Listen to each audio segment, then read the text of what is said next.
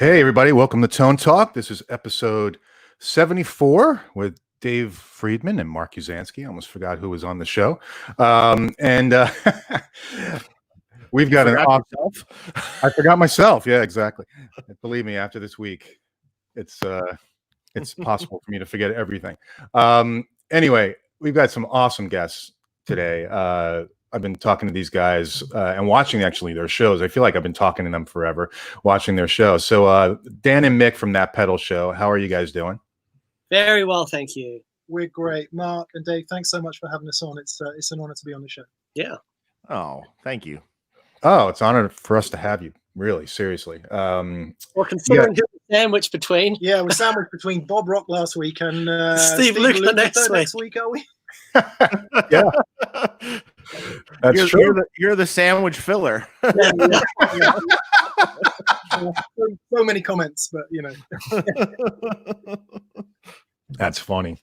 I'm sure that the Steve Lukather show might be very interesting. Oh man. Yeah, I'm looking forward to that too. That's going to be fun. And Bob was, we were just joking about Bob being in his truck, but that was great. He had such great stories. I watched it. I watched most of it today. I was Dan's family came over. We had lunch together, and I was watching it while I was prepping some food, and it was genuinely fascinating, that conversation that you all had, with Bob and Pete and you guys. Some stuff that I'd heard, folklore down the years. Yeah, you hear third party from people, or you read it in a magazine or something, but to hear him actually saying the words, it was, really, really brilliant. Yeah, it was. Thanks. Yeah, it was really cool, and he was very talkative, which I wasn't sure if he was going to be, but he really was a talkative, guy, very comfortable talking about it. What do you think, Dave? Sometimes these, these people that become living legends, and you don't maybe hear so much from them. You maybe assume that they're a certain way, but he was just so totally lucid with everything. He remembered everything. Yeah, he was really on point with. He could remember what speakers were in what cabs, etc., etc., etc. And that whole bit, Dave, where you were pushing him to find out what the guy actually did to the Canadian Hiwatts. Oh yeah, I already went down that path. I already figured that out. Well, essentially, that whole thing was just he took, because it was a 2-input Hiwatt. Yep. 2-input, not the 4-input, and it was a still turret board before circuit board, and they essentially took one of the tubes. I have to look again in my notes, but one of the stages, like the bright channel or something, and it was essentially seriesed in front of the normal channel. Oh, wow. So a half a tube is just put in front, so to speak, to give it more gain, and that would work fine with the master volume that's on the amp and stuff, and that would basically give you a boosted Hiwatt. Wow. Wow. It looks. You still have 2 volumes, but one is how much the cascaded stage into the front of the other would be. Right. It's easy to do, sure, if the right Hiwatt, but I was very curious. It was funny when he said that, because he said it about Paul Dean from Loverboy. Yes. Oh wow. And that's how that came up. And because he said he used Hiwatts, but he used the Canadian Hiwatts. And I go, what do you mean? Right. What's you different? guys listen to it, but yeah. I was like, what? I never heard of this. I want to know. Yeah, it was wild. Totally wild. So it's apparently they were modded when they came into Canada by this one guy, and then they were distributed, right? That's basically what happened. Yeah, the distributor modified them. Right. And right. Apparently, the Canadians wanted a higher gain version of the amp. Apparently, I don't know.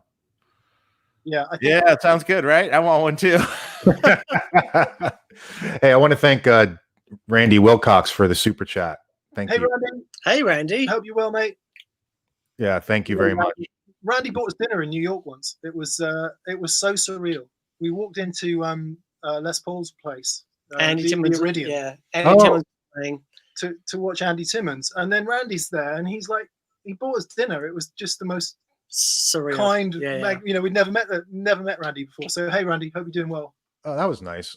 That was great. So you know, oh, that must have been a great show. Andy Timmons at the Iridium. We were going to see Analog Man, weren't we? I think. Yes, It we was were. that Yeah, we're going to see Analog Man and do a couple of things, and it just happened to be the night that Andy was playing, and so I thought, okay, we'll stay in New York for one night, go and see Andy, and then head over to Mike's the following day. It was just awesome. Ended up at some amazing bar across the road from Andy's place till some wee hours of the morning. Yeah, It's just great. We're like, Andy's certainly one of our favorite people. Just love the guy to death, but any time that you get to spend with your friends like that is rare. Yeah. So you got to make the most of it. But yeah, man, it's just awesome. And seeing Andy live, any opportunity I get to see Andy live, the guy is just unbelievable. So yeah, Great player. Yeah, I saw Les Paul at the Iridium. Oh wow! No way. Yeah, and he actually signed my Les Paul, which is like right there. But I didn't bring the Les Paul. I just brought the pickguard. Right. Yeah. And as soon as the show was over, I motioned to the guitar player who was with him. His name is Lou something. I didn't, but I just remember my cousin was with me, and he's like, "His name is Lou. His name is Lou." So I'm like, "Lou, Lou," I'm like just yelling out Lou. And finally I showed him the pickguard and asked, "Can I get Les to sign this?" He's like, "Come around the back, come around the side." And went around the side of the stage and went in the back, and there was Les. It was crazy. Yeah. When was this, Marc? 93 maybe. Right. Okay. So that's because I saw some footage of him like up until. No, not 93. When was it? I'm sorry. 2000. When did he pass away? Because it was just a few years before he passed away, basically. Right. Okay. So so it was really interesting. I saw some footage of him a few years before he passed away, and he was still so on it. Really amazing, sort of encouraging. Someone who but he never stopped. You know what I mean? Yeah. Yeah. And he was still on it, man. It was great. He was very witty. He still had great wit. His fingers were very arthritic. Right. You could see that when he was signing the thing, I could tell, and his hands were kind of shaking, but he still could play. Yeah. He was still up there playing, and it was awesome. Yeah, it was a lot of fun. It couldn't have been 93. I forget when it was, but it was just a couple years before he passed away, and I guess it was in the 2000s when he passed away. So, hey, Marc. Yeah. Turn your mic down. I'm too hot? You're screaming. Really? Yeah. Okay. Or either that or back away from it a little. Well, I can do that. I can remove this penis away from me. Thank you. Sorry. I just feel like this big thing is like... That's so loud. There it is. There it is. Is that better? That's better. All right, cool. All right. So I also wanted to know if there's a way to reposition Dan and Mick, because I feel like the Tone Talk logo is right on Dan's head. I lean against the screen. Yes. In all honesty, that's probably not a bad place for it to be. You sure? Free advertising space up here. Hang on, there we go. There you go, right on his head. Right. Screenshot. It Yes, takes right. up the space there in the forehead. It's good. Yeah, I wish I could reposition that. Do that. All right, there you go. That's better. Yep. Beautiful. All right. So how are you guys been during this quarantine? I see you have the shield between you, and you're working together now, at least together. But are things going better over there, but for you guys in the UK, or? Yeah, it's we were talking about this just over lunch today. It's been a very, I'm sure, as the same as in the US, it's been a completely different experience for depending where you live, depending on in what kind of environment you live in. So Dan lives in the middle of quite a big town, so I think has felt it very keenly. I live in the middle of the countryside, and we haven't felt it at all, which is bizarre. But in terms of doing the show and everything, when it all kicked off, I think everyone's experience was probably similar. Like you had this moment of going, well, what do I do now? How do we even cope with this? So we moved a bunch of stuff to our respective homes and started trying to shoot videos at home, and quickly discovered that it was a lot of work. Yeah. And then as it kind of eased, we decided that, yeah, actually we could safely return to the studio, follow the relevant guidelines and stuff. And it's been fine, hasn't it? You know, the truth of the matter is Dan and I are undoubtedly exposed to one another at this point. So this is really just in so many ways.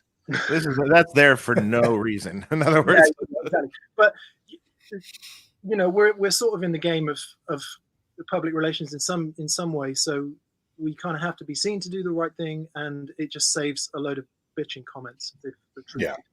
Yeah, it makes sense. Yep. Yeah. Otherwise, Dave and I would be together, but we've chosen. We were quite fortunate when it all kicked off that we had a load of our main Friday shows in the can already.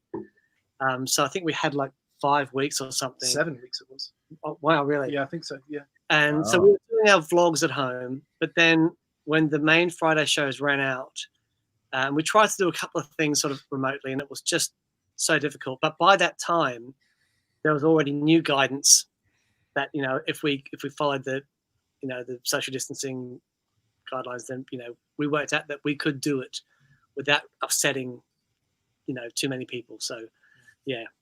Right. And sort of, you know, you can't walk in the studio for tripping over, you know, hand sanitizer and stuff, and really limited the amount of, you know, because we do a show with our producer and he's sort of, you know, is back a bit, but we just made sure that was it as far as the people who were in the vicinity. So we just had to be a bit more mindful about it. Yeah. But the show must go on, as they say. Yes. Yeah. As they say, the show must go on. Everyone has to pay their rent or mortgage payments. Yeah. That hasn't stopped. Yeah. That hasn't stopped. No. No. We sort of, as in the UK, there was quite a really good wide measure of help for people with normal jobs.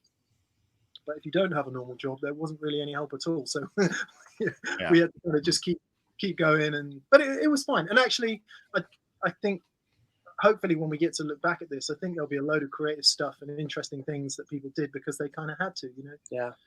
Yeah, sure. Yeah, I agree. The quote, adversity being the mother of invention or something like that. Yeah. Yeah, you do what you have to get by. Yeah. But one interesting thing I think is going to come out of this, it's going to be really interesting to see when the live scene gets back to normal. And I don't mean, you know, having 8 people in a 150 people venue, you know, when you're allowed to have crowds and that sort of stuff. Because like me personally and all my friends, man, just itching to get to a gig. Right. Just to be in that environment again and hear some loud guitars and just, you know, Play some loud guitars. You play some loud guitars and all that stuff. It's and it'd be so interesting to see people's reactions when we finally get back out there again, because I think a lot of people who may have taken that whole thing for granted before are now thinking, well, this stuff is special and important and you know, and we miss it. Yeah, I really miss it. And you know, maybe they'll engage with that stuff more when this is all over. Right. Yeah, I think ultimately the minute that something's open like that, you know, people say, are people going to come back? Are people going to go back? You know, I don't think you're going to stop them. Yeah. I think you're right. Whether it's a good idea or not, I don't think you're going to stop them. I mean, one thing we've learned from this pandemic is that I feel that there's more dumb people than I thought. Yeah, it's a larger percent. It's much larger percentage than I perceived. Yeah. I had no idea you were such an optimist previously, Dave. I mean, yeah. Well, now, yeah, that's squelched now. Forget the optimism now. Yeah, I mean, you know, when you hear about certain things where you're just like, what? Huh? Right now? Really? Right. Yeah. How's it been for you, Dave? How's it impacted your kind of day-to-day world? Well, I mean, well, our factory closed for a while. Yeah. They're open now. So, you know, when that happened, everyone was scrambling and, you know, because essentially the factory shuts, so does the money. Yeah. Yeah, of course. So then it's like, well, what do you do now? So, and even I was like, didn't necessarily even want to go in my own shop, my own custom shop that I have, you know. Not because, I mean, there's some people there, but I mean, not very many, but, and they're separated, but still a little, you know, didn't feel like it. I set up a shop at home. So I have a small shop at home that I can do things out of. And I started taking, you know, a lot of people, it's funny, everyone being home, they're like, hey, you know, I was thinking about on my amp, could you change this to do this? And, you know, lo and behold, half my living room became boxes. Yeah. So, luckily I have the space enough to do it, so it's fine. And, you know, so I sit at home and drink coffee and do some work, and it's quite nice, actually. It's kind of relaxing. Yeah. I still got to go in the shop a few days a week, and yeah, so it's yeah, I got by. And things are still pumping out now. Well, now things are pumping out really well. In fact, the funny thing is all this, I think there's actually more orders than we can make. And it's kind of crazy. Like, people have been home and they're just like, well, I want to do this. I want to buy this. And if they have some income, I mean, you know, they can. Yeah, that was certainly our experience. So anyone that we know in retail, in any kind of MI retail, certainly if they sold any kind of recording gear, it was like Christmas. Yeah.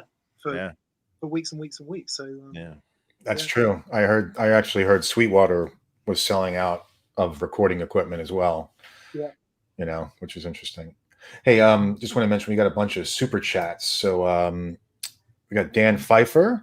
Hi from Minneapolis. Dan and Mick, love your channel. Suggest you feature Menatone sometime. Would love to hear Dan talk about GigRig. Seems you don't overhype it on the channel, understandably. Yeah, we kind of, obviously, for anyone who doesn't know, Dan has a company called the GigRig, which makes switching systems and does tour rigs for people. And it was quite important to us from day one that we wouldn't use that pedal show as a sales platform for that, because I think that would be smelly pretty quickly. Yeah. But we might have gone too far the other way with it, because I think whenever we come to talk about G2, we always go, oh, you don't want to know about that, and we sort of move on. So I think at this point you guys are so established, I don't think it really matters. So I've known Mick for since 2005, I think, and you know, have been, because of his role in the guitar media, print media, and I mean, from the, you know, we got on like a house on fire when we first met, and we you know, sort of stayed in touch, and Mick was like someone who I'd always gone to for advice on stuff, and then Mick was leaving. He was editor of Guitarist magazine in the UK, and, like, you know, the biggest guitar magazine in Europe, and we said, you know, I'm leaving. I'm going to be doing some consulting and some you know, creating some content. And I'd seen one of the videos Mick had done. It was amazing, and you know, I was sort of blown away. And I said, okay, what I really want to do is get some advice from you, because, you know, I'm a guitar player. I don't really know what I'm doing. And he said, okay, yep, great. Let's have a meeting. We'll sit down and we'll talk about it. And okay, we'd have a meeting. We'd sit down. Oh, before we start, have you seen this new pedal? Oh yeah, wow! We'd be like this for 2 hours. And I think by the end of the fourth meeting we tried to have, where we were just going on about gear, and we were in LA actually. We were at NAMM. At NAMM, and I said, you know, Mick, you know, let's try and sort, you know, something out. And of course, we're at NAMM. We're just talking about gear, and then Mick said, "Why don't we just do this? Let's just start talking about gear." And that was the start of that pedal show. So, you know, it was never about any sort of GigRig focus. It was just about us two, because it was clearly, like, even now, I called Mick the other night. We're still on the phone for half an hour talking about gear. It's just what we do. We just, you know, we love having that conversation. And the idea was just to bring people into that conversation and our whole thing is there are no answers, only better questions. And so finding out about, educating people about the sort of questions to ask. And that's how it all started. That's how it started. Also, I think we both, in fact, one of the things I hope we might be able to talk about today is kind of the live scene and how that's changing for guitar players and whether it is changing for guitar players. But one of the things we were certainly feeling is that the kind of rock and roll bands that we were playing in were sort of being pushed down this, you need to be quieter and more careful. And we were just both feeling a bit done with all of that. And we just wanted a place to go where we could play really loud guitar. Yeah. That was another motivator for getting this place together, was so that we could just actually play guitar and really enjoy it again, instead of having turn it up. The blessed sound guy throwing things at you, Right. Seriously. Yeah. I mean, Dave, you have a lot of experience, obviously, with live and people turning it up, turning it down. Like, here's what I've learned. The larger the artist you are, the louder you're allowed to play, no matter what venue. I have had guys, I literally, the Viper Room in Hollywood here, were notorious for not letting people turn up. So a guy that works for me, who's an amazing guitar player that played with Dweezil Zappa and everything, Jamie Kime, he said, yeah, I went there one time playing a gig, and I literally they had me turned down to where my amp was almost literally off. I mean, it really wasn't even on, he said. It was like, and they always, it's in an empty room when they do that, and it's just you playing for a second, and they're like, oh my God, it's so loud. Well, there's no one in this room, but same venue. Steve Stevens did an all-star band with Pete Thorne and a bunch of guest singers and different people. And Steve Stevens had his 100-watt Friedman, on about 6 or 7 on the dial. Okay, that's full volume. That's 100 watts on 10, essentially. Yeah. Pete had to get his amp up that loud too, blisteringly loud. Same venue, never said a word. And guess what? You still could hear the vocalist. Yeah. Imagine that. Yeah. And most really good sound guys have told me they go, whatever volume makes the artist happy is the volume I'll deal with. Sure. That's a really good sound guy. Now, there's a lot of sound guys that don't follow that rule. I mean, it just depends. Yeah. One thing that we've noticed, if anyone's gone to see like Matt Schofield live, and he plays so loud, but his tone is so good. Mm-hmm. It's never, you never feel like it's harsh or anything like that. It's like if you have 100 watts of harsh, angry, wasp in a can guitar sound, that's very different to 100 watts of dynamic playing. Yeah. Using that the dynamics of 100 watts to be, to push it when it needs to be, and put, there are ways to do that. And, all the gigs that move me. You go and see Andy Timmons play, and he's really loud. It's really loud when he has to be loud, when the music calls for it for that dynamic lift. Because if it's not there, you got nowhere to go. And that's an important part of conveying that emotion at that time. But you're never there when he's in the middle of that full blown thing. You're never there going, oh, you know what? It's a little bit. Right.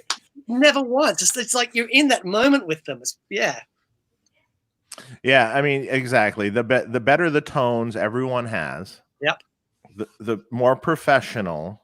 Yep. The better the players. No one tends to say anything. Sure. Or you bring your own sound guy. Yeah, right. Well, unfortunately, there are still clubs and owners that just, no matter how good you are, they still just want you to play. Well, I mean, it depends. Now, if you're playing, like a little bar, somewhere, and a lot of people are around drinking and stuff, and not really there to necessarily see the band. Yes. Yeah, they don't want it loud. Yeah, sure. They want to be able to talk. Well, it's got to be appropriate. But if you've booked a heavy metal prog band over dinner, Right. Yeah, no, yeah, it's all wrong. Yeah, Right. You bad mix. yeah, and you know, part of I've had this discussion before with people that use modelers and things, you know, and there's no stage volume and all that with a heavy band, you know, and I'm like, how is this heavy? I mean, okay, yes, it's heavy music. It's coming out. Your band is heavy, but how do you feel on stage when you're playing this? Yeah. You know, when you have an amp behind you and you're playing, it has this growl and this anger and this thing, which makes you excited and you're in the moment and you're playing, you know, it just sounds aggressive and it's, you know, sounds great. I don't understand how you can do like metal, for instance, on in-ears with no cabinets, and they do it, but Yeah, well, Metallica's doing it, right? I don't think we're getting the same aggression that we once did, you know, getting the same feel and getting the same vibe we once did, you know, and but then there's other people that do use, you know, bands. I mean, right before this pandemic, I went to see some friends of mine play. I literally, right when it was just starting, I went out twice to see them twice. They were in town. I loaned them some amps. This band Sponge. They had a bunch of hits in the 90s. They're a great live band. So I was like, let's go hang out, have some beer, and, you know, go watch them. And the thing is about their music, they use feedback and stuff off the amps. Like their songs start with feedback and the guitar feeding back and the whole song starts. And they use that all the time. Yeah. They need a certain stage volume. Even the singer was like, I like volume on stage. I can't. Yeah, sure. I can't not have it. It doesn't feel right. It doesn't, you know, not excessive volume, but loud. I mean, it's a loud cranked up amp with the drummer, you know, it's like a rock band. And that, me, with the feedback and everything, that's that band on the edge, you know, that feel. And that gives you excitement when you watch this band. Yeah. And that's what's great. Yeah. And I saw 2 shows. Thank God I saw them right before all this shut down. Yeah, right. I was even thinking, I don't know, should I be out at the time? But I did. Well, we saw Phil X that week, didn't we? Oh yeah, there you go. Phil was in the UK, and he had to. Unfortunately, he had to cancel his European tour. He was right in the middle of it. Yeah. We went up to see him. He was playing in our town close to us, and it was that, you know, it was visceral, loud, great, fantastic rock and roll, and and you feel it, don't you? And the you know, that experience of being there with that sort of vibe, and you feel part of it. You know, that's the difference between sat home and listening to a great album, which we all do, you know, and being at the gig where you have that excitement and you have the visceral nature of what's going on. And you know, we're not saying, you know, loud is better. What we're saying is loud gives you the potential for dynamics, but they're also that thing, that loop that you have between the guitar and between what's coming out of the speaker of the amplifier. That is such an important factor in the sound that we all love. And once that's gone, I think it's a different instrument at that point. Yeah. You know, if you have that feedback loop going, and it is loud, and you have the resonance and everything happening, and you feel it, and the audience feels it, and you feel it through the guitar and through the speakers and through the cabinet, etc. I think it's a fundamentally different instrument than what you were talking about earlier, Dave. You know, the in-ear things, which not, you know, it would be dangerous to say that one is better or worse. I know which I prefer for sure. Yeah. But I think it is actually a different instrument, and it requires a different approach to play it. It requires a different approach, but also at the same time, I think it is, shall we say, you're inhibiting. Well, no. How do I want to say this? I think kids, for instance, that are playing through modelers and stuff, have no idea what volume might be, and have no idea the interaction between the guitar and the amplifier and everything. And then if you plug them into an amp, it's just all feedback. Yeah. Right. They have no concept of the Control. skills that we developed as guitar players playing loud amps are gone. There is a volume knob, and there's pickup selectors, and there's a way to control a very loud, gainy amp with your volume control and your palm muting and your choice of pickups and everything. So you watch great players, like Michael Landau comes to mind. They're constantly on the volume knob, or Jeff Beck, constantly, and tone knobs, volume knobs, different things. And it's like I've seen it. I remember a tech that Steve Stevens hired once, and who really was just a guitar player. And I was like, "Are you sure you want to do this?" Because it wasn't quite technical enough for the gig. He's like, yeah, it'll be okay. But like his rig, loud and everything, he plugged the guitar in, turned the volume up, and it's just a wall of feedback out of control. He couldn't do anything with it. Wow. But I could stand on stage with the guitar, same rig, and totally not have any feedback, totally in control. But I know how to play it.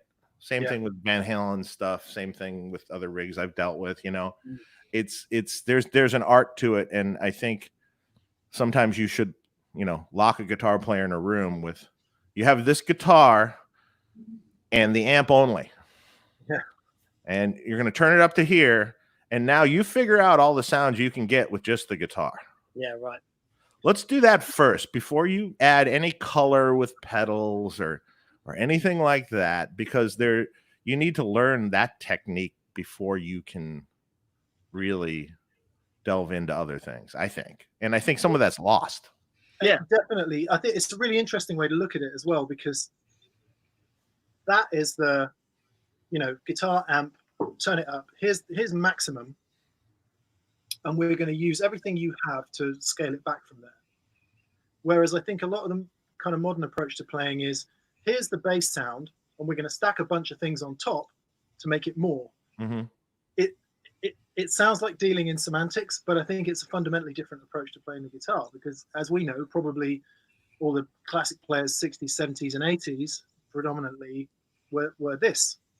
Yeah. And whereas, here's my super clean bass tone, and then I'm going to stack a load of stuff on top of that is a different approach. Yeah. Well, that actually takes me to a point where I was going to ask you guys about your thoughts, and I don't think we've ever talked about this, Dave, of pedal distortion versus amp distortion. I was so hoping you were going to get onto this. Oh, I have a view. And I just want to mention the people. I've definitely seen a bunch of super chats. We will get to them. I promise we will get to them. You guys just hang tight. But yeah, let's talk about this. Okay, well, so to me, and maybe it's just from the era, it starts with the amp. Yeah. So first you need to establish, first of all, obviously different amps for different styles, different kinds of players. Okay. But it starts with the core sound is the amp. Yep. And the guitar. Get as close as you can to what you want with that first. And then, to me, pedals are added for color. So if you want a lead boost with a little more gain, with some more mids, maybe you'll add a tube screamer type pedal or something. Or if you want, or if that tone of the amp isn't quite exactly what you want. Let's see, some metal players love to use some sort of thing to tighten up the top front end, so they'll put like a gain at 0 tube screamer type circuit, just to tighten it up, or some various things. Everything else, like, modulation delays obviously are color, that's different colors. But I look at overdrive pedals as more like just a different flavor, like a different channel. of the amp. Yeah, you know, totally. not as tone generators, generally speaking.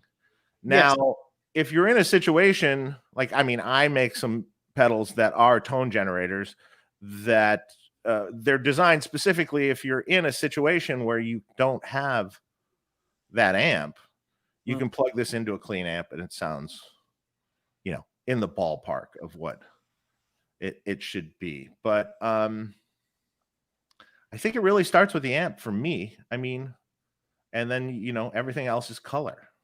And from an effects designer and everything, that's the way that I believe it should be done. If you record records with producers, great producers like Bob Rock and stuff, that's the way it's done. It starts with the amp. Yep. And they get the tone out of the amp. And you know, they're not going to use the pedals into, I mean, they're going to use pedal for color. Yes, if this is the sound you need, this pedal gets it. Sure. You might be surprised to hear that we absolutely agree.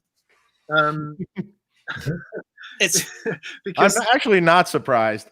Dan and I are passionate fans of great amps. So I mean, you look around in the background. All the classic, you know, we vehemently won't go direct on that pedal show because we like mic and amps and we like speakers. Yeah.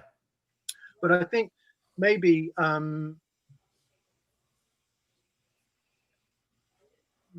and I aren't high gain amp guys. Right. Because our wheelhouse isn't heavy rock. Right. So maybe the start point is a little different. And maybe some of my favorite players anyway, if you take like SRV and Hendrix, Landau, in fact, for that matter, they're all guys whose tone relied critically on the amp and the guitar, but the pedal was just an equal part of that ecosystem in a way. Absolutely. SRV without the tube screamer still sounded awesome. Then he sounds pretty awesome. Yeah. You know, Jimmy sounded awesome when he played clean, you know, when he had the super bass or whatever it was in the room with the room reverb and you know, it's chills. But when he steps on that fuzz face, it's like, okay, that's Jimmy. Yeah, I mean, that's sort of what I was saying. It goes, it starts depending on the style of music that you're going to be playing. I mean, that's where it starts. So if you're in a band that sounds sort of like Tom Petty or something, you know, you might start with the old Fender, you know, brown face or a Vox AC30, semi gritty, you know, clean, dirty, and not totally clean either, just a little grit, you know, on it. And then your pedals really, you can just, you know, color it more with your tube screamers or your, I mean, there's 10 million overdrives. So, oh my God, you know. One thing we always strive to get the point across is, you know, we say this thing, it doesn't have a sound. This thing reacts to what's going into it, and then the amp will react to what's coming out of here, but it doesn't have a sound. Right. You know, so unless you are happy with the core tone of your amplifier, that isn't going to change everything for you. No. You know what I mean? So, like for me, I've been a massive fan of AC30s, and my favorite amps are Matchless. And that amp I connect with. I love delay. I love, you know, trippy effects. And when I put that into the front of that amplifier, they never sound sterile. There's always a character to them. And the amp is imparting that. Oh, yeah. So, you know, if it's like taking if that wasn't important, I could plug that into a mixing desk and, you know, think that was my sound. You know what I mean? Oh boy. Yeah. The tube screamer is possibly the worst pedal ever to plug into a clean amp. Yeah, exactly. But then you think of an amp like a Hiwatt that, you know, it just has headroom. It just keeps going and going and going. And then you look at what Pete Cornish has done. Like, I love, you know, Pete Cornish. I revere that guy so much. I love, you know, the history and what he's, you know, what he's been able to sort of impart to all these amazing players, sort of a real gift. Now, when I first played his pedals, I thought, yeah, they were really good, but they really didn't make sense to me until I plugged them into a Hiwatt. Mm-hmm. And once I heard that, I was like, okay. So he's got these Hiwatts and he's listening to them. And when he's designing a pedal, that's what he's hearing. When you listen to a hot cake, but the Paul Crowther hot cake, it's great. When you hear it plugged into an AC30, it's like, right, there it is. He's basically sculpted the sound of this thing to work with that amplifier. So when you find that, what we try and say is, it's finding the things that you connect with. And once you've found that, like for me, that, the matchless, we do, wet dry rigs. And so I'll have like a matchless and a Lazy J20. Mm-hmm. And I'll run all the overdrives into the front of both, and so delays and reverbs just into the matchless. Mm-hmm. And, when you find the combinations of amps and things that you love, and you find the right pedals to go with those amplifiers that, sort of work with them, that's when you can be sort of music is made. You can actually start to express. Like for me, I'm a guitar player that unless I feel it, unless I'm connected sonically, my playing is really not very good. But if I'm connected, if I feel connected, I can actually channel some things.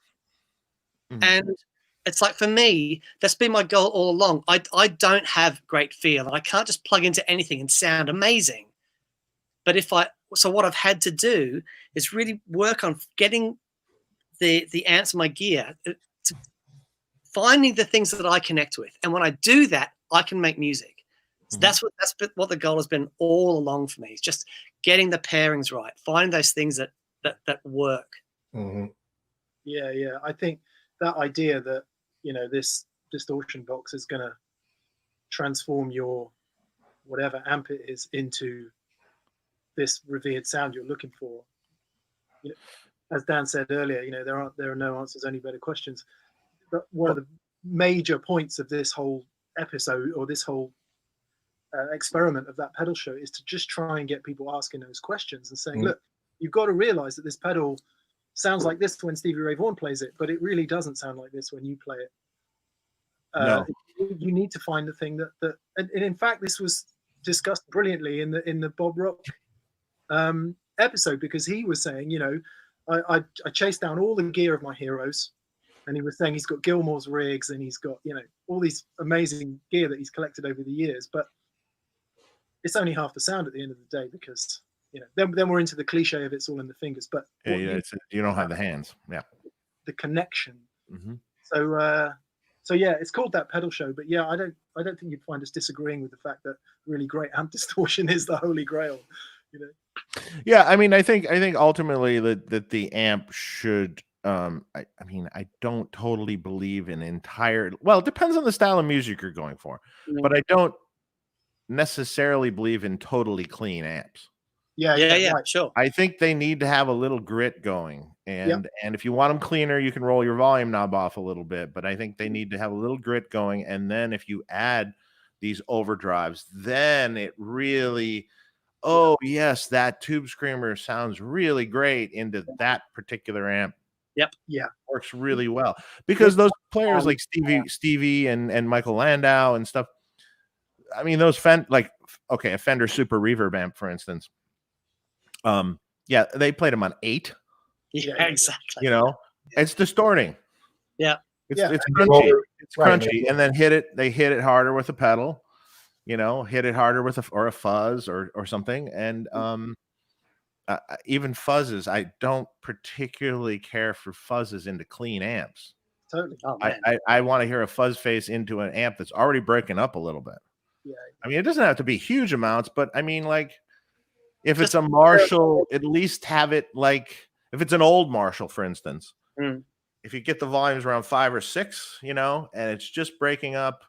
And I mean, I know that's loud, but it's just breaking up, and then you can hit it with all these pedals, and it'll sound amazing. Sure. So something happens, like the whole, because we're into terminology, aren't we? Where we say clean amp, And I think when most of us say clean amp, we don't mean like perfect sine wave, absolutely clean. We mean a sound that's perceived as clean to our ears. So if you go back to, I don't know, the Beatles or Hank Marvin or What Ventures, 60s, and you think of a clean guitar sound then, it wasn't clean. It was, Hank's AC30 was overdriving. Sure. But it was clean because it was clear and there was a lot of treble, and it was heavy gain distortion as we know it now. But yeah, I mean, talk about harmonics and the richness of that tone. And I'm certain that once well, I mean, Dave, you know more about this than probably anybody, but as you go over into that overdrive, the harmonic complexity and structure and just enjoyability of it.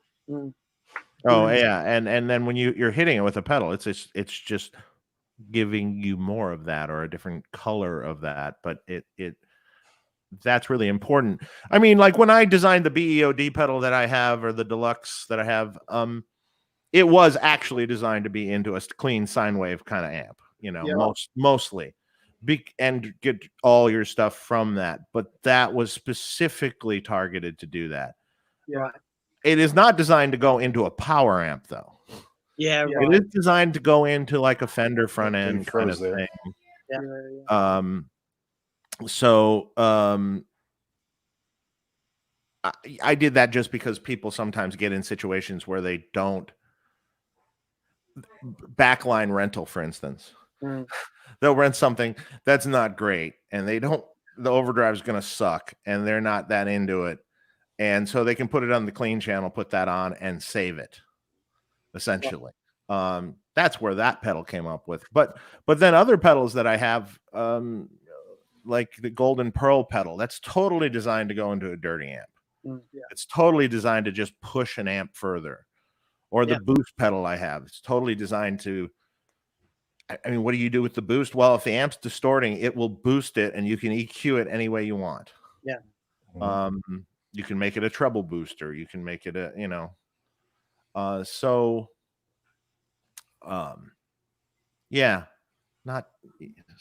depends on the pedal, depends on the thing, but yeah. Yeah, it's an ecosystem, isn't it? That's yeah. I mean, for my style, when you talk about those players that I love, and they tend to be those sort of Strat guys, if you like. So right from Jimmy through SRV, Landau, Phillips Ace, those kind of players are the guys that I gravitate towards. There is definitely something in that, amp in the right place, couple stacked overdrives. Oh yeah, that is definitely a sound that's apart, I would say, from the crank Marshall 70s and 80s heavy rock sound. And yet it's probably inspired by it, because those are the sound, well, maybe not SRV so much, but those are the sounds we were all listening to, right? We were all listening to Jimmy Page, and we were all listening to the 70s rock, and then Van Halen later. That is rock guitar, isn't it? Yeah. And Philip Sace is maybe one of the loudest players. He used to rehearse across the street from my shop, and you can plain as day, with all the doors closed and my doors closed across the street, plain as day, hear the band. Like every song and every note. Blisteringly loud with the Strat, like just ripping. Sounds so good. One thing that I'm trying to convince Mick to do a show on sort of how to make a Strat do this certain thing. So we're in a very privileged position where we get to set everything up here and play loud, right? And when we have like 2-Rock turned up, the Strat turns into this different thing that most Strat players will never experience, because they'll never have that sort of the volume and the limiting that happens there. So, like for example, if we're doing a show, we're recording quietly, and I've got my telly, and the telly's got this, it's got this very brash, strident sound. It's an amazing sounding guitar, and in that context, Mick playing a Strat, and he'll always going, oh, it sounds sort of weedy and thin. As soon as the amplifier turns up, the Strat turns into this absolute monster. Mm-hmm. And it's a totally different thing. Mm-hmm. And what you were saying before about the Super Reverb being on 8, there's 6 different amps there, just depending on where you put the volume. Sure. You know what I mean? So it's all of those things come into play. But like certainly with the Strat, you think of the low output of those pickups and certainly the vintage pickups that we look at with like crazy low DC resistance, that and you think, wow, I remember getting my Symbol Duncan Invader humbucker. It was like 18K. It's like crazy output, and it's a really cool sounding thing. But I would, with the amps turned up here, I would put mixed Strat against anything, just in terms of still being able to play and absolutely rock at that level, and yet still be dynamic, still be able to actually hear the pick, be able to play with those different, because it retains dynamics at that level. Right, it has clarity. It's incredible. Mm-hmm. Yeah, I guess, Also, there's also something too, if it's a Fender style amp that you're playing. Yeah. I do believe that Fenders were really not designed for humbuckers ever. Yeah, right. Like blackface Fenders or even Tweeds really sound best with straight up single coil Strat or Tele. They never really sound that great with and they can be made to work with humbuckers, but like weaker humbuckers, but really they shine with a Strat or a Tele. What do you put that down to, Dave? Do you think that's a bottom end thing, or where the mid range is sat or something? Yeah, I mean, there's an exorbitant amount of bottom end in a like a blackface Fender, what's it called. But almost every blackface Fender, if people don't know, is really the same amp with just different power sections. Yeah. So pretty much, there's some little exceptions here and there, but a super reverb, a pro reverb, a twin reverb, a deluxe reverb, Vibrolux, they're all the same preamp. Yeah. Give or take, there's a mid knob on some, not on others, but if you look at it, it's the same preamp. Mm-hmm. So then it's just the power sections and how early they distort, or what tubes they use, or what speakers are in the cabinet, and so they sound different. Mm-hmm. But there's a lot of bass.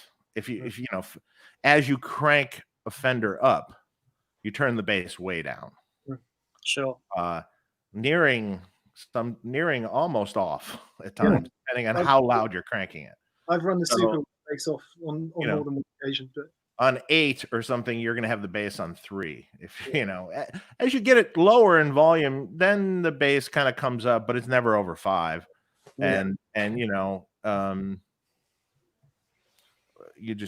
there's so much bass, and I think the leaner single coils just work better with that bass. I think the amps were developed with what Fender had, which was no humbuckers. It was single coils.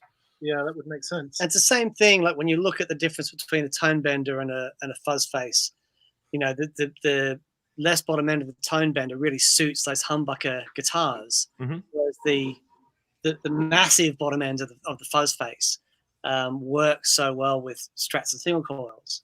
So, and obviously there's more differences there: 2 transistors, 3 transistors, all that stuff. But we've just gone sort of deep into tone benders in sort of recently. And how they work so beautifully with humbuckers.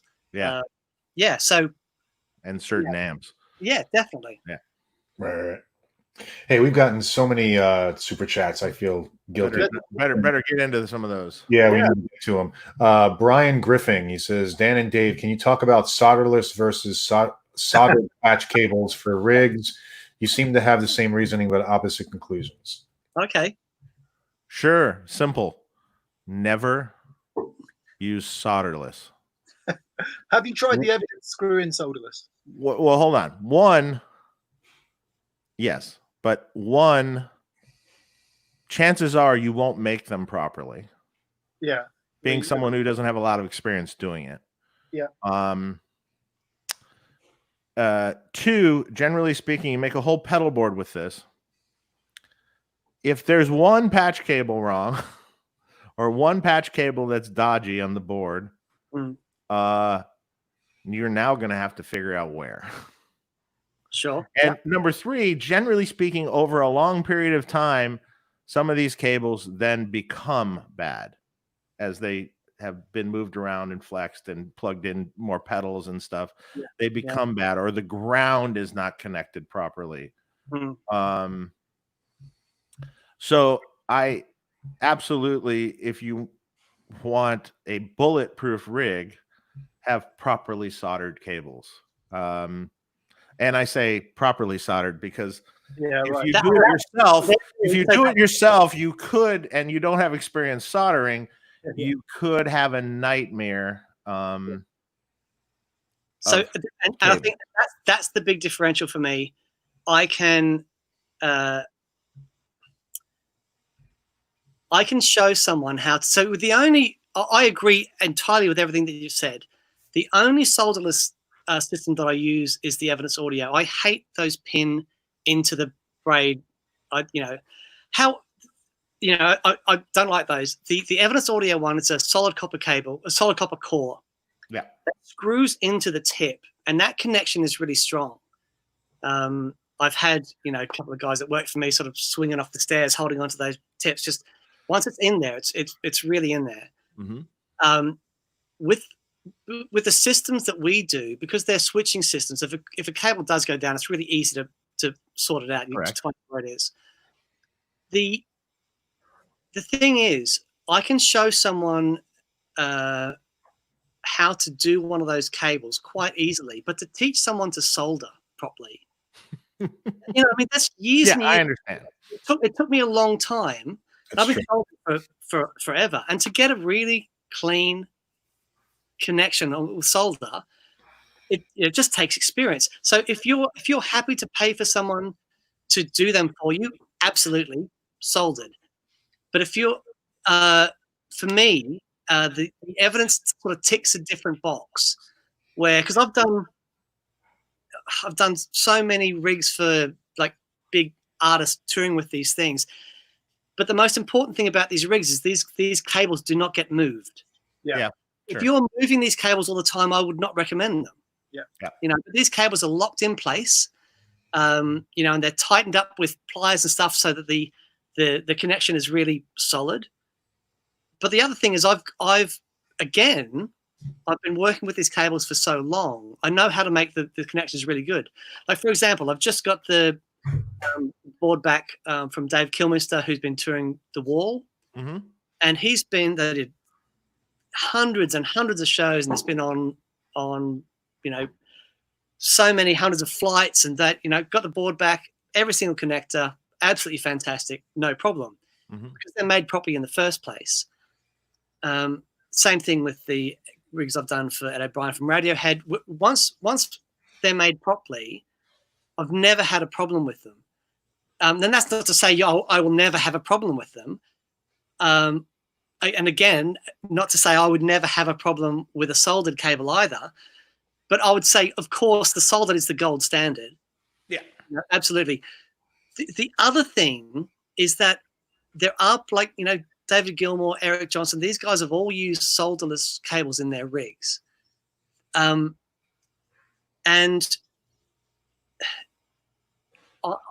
I agree with you. My biggest problem with those pin ones is once you make them, you never really know where that pin is sitting. Yeah. It might just be on the edge of that braid, It's like, so for me, mentally, I just couldn't deal with that. And you get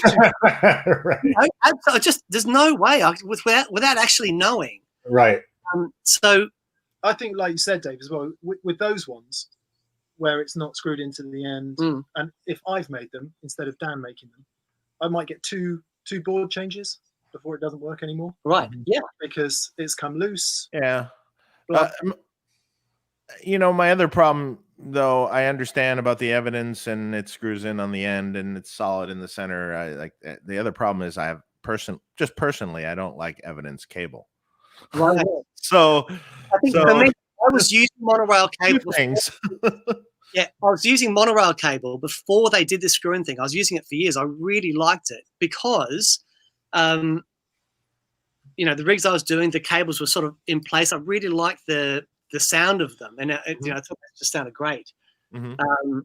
I like the evidence cables as cables from the end of a rig. I don't like them as main guitar cables, but like the Lyric HG, I think from board to the amplifier is a great cable. But the Silverflex and there are what are the other guitar cables we use? The Klotz cables. There's other cables that I prefer from the instrument. But yeah, because I was using that for a while, because it just as patch cable, I sort of really like that. But yeah, I think if you soldered from someone who knows what they're doing is, of course, gold standard. If you're happy to take the time to learn how to do it over a long period of time, get lots of experience, awesome. And if you can find small plugs. Yeah. That's one of the problems I have. All the soldered plugs I've got are massive, so my pedal board ends up like another, 8 inches long. I use square plugs now for everything. Yeah, square plugs are really good. Yeah, they're good. Yeah, so we use those for the angles and then the little shorts for the switcher stuff. Are they usually available? Are they usually available? They're totally available here. I mean, there's a U.S. distributor here. So is that the square plug you're talking about? Yeah, that's nice. Yeah, those are great. Ultra flat. Do you remember when you first tried to solder your first pancake connector and trying to get the earth to connect to your first pancake connector? I'll never forget that. I was there, like the switch wrap style pancake connector where you have to solder to the casing. Yeah, exactly. Yeah. Like, unless you've got a good soldering on and you know what you're doing, that's going to be tough. Oh yeah, you're screwed. Yeah. Yeah. And now with the square plugs, you got the two little terminal the tabs. Yeah. But you have to be careful too there, because you got to make sure the solder, you've tinned it and the solder is adhering to the pad, because I've seen it where it looks like it is, and then we'll pop off the plating on the pad, and it, totally it's bad. The other thing too is like, so for years now, I had switched to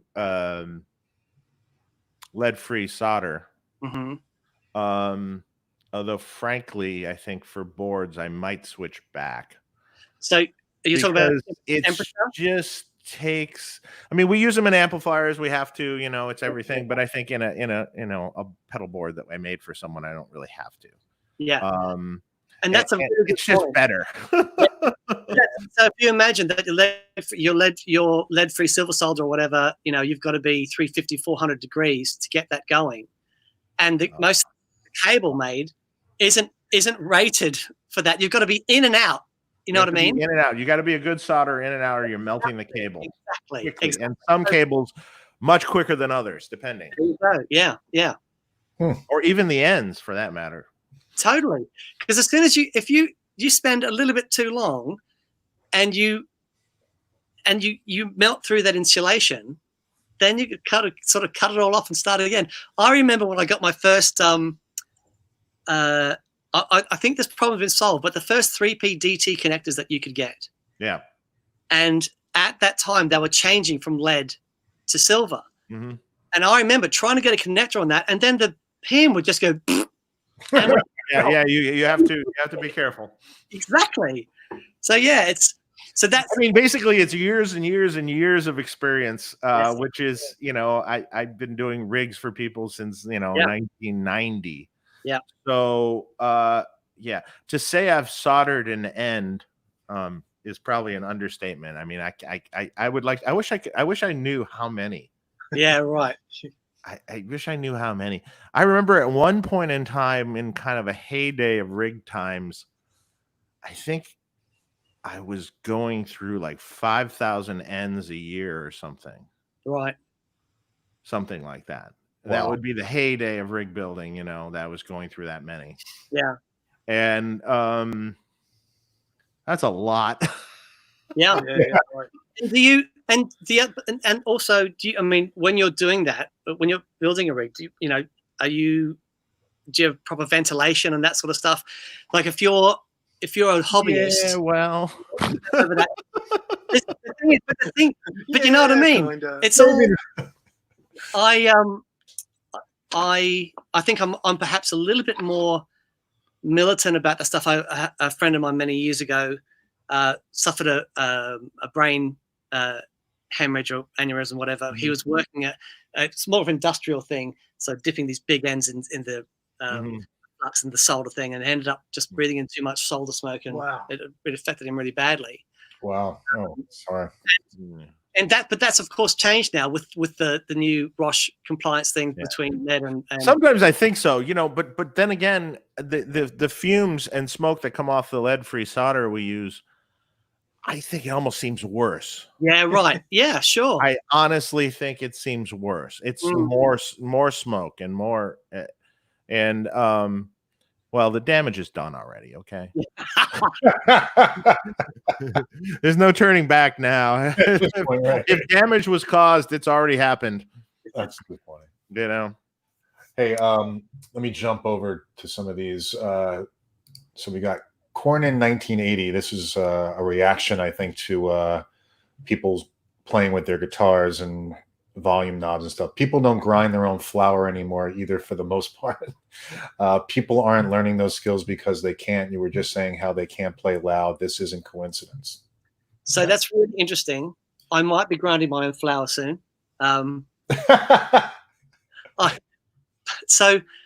Totally.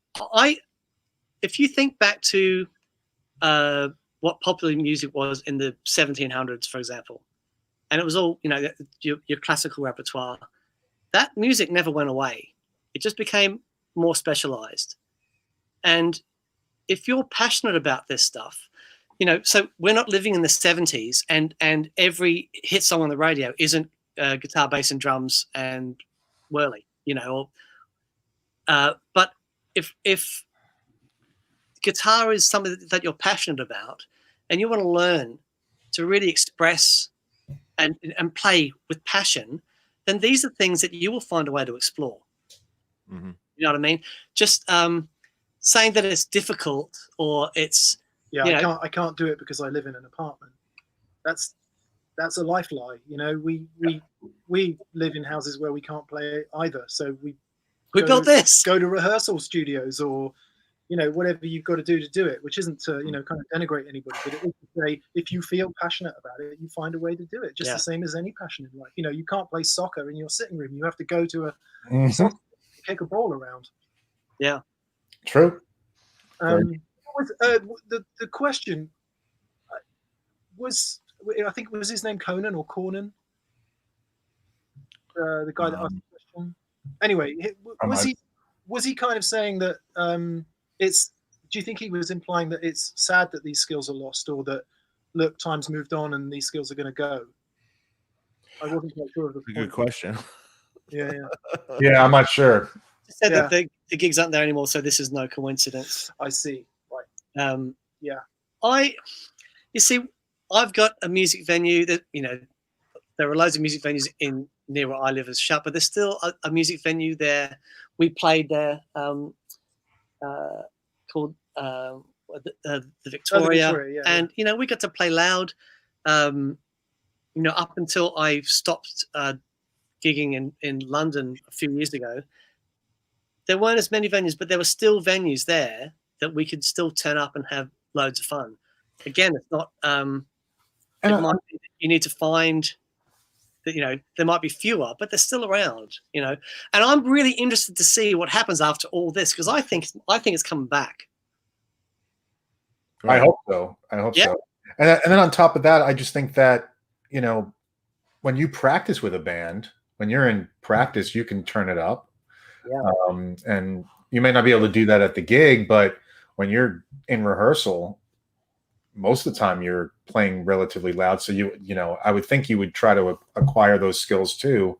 Yeah. Be able to, you know, maintain, you know, the sound, the level of your amp, and I don't know, unless you're just playing modelers and that's just your thing. So there's really something in that. So in my life as a guitar player, and having had the sort of lucky break of working in guitar magazines for so long, you get this skewed view of everything.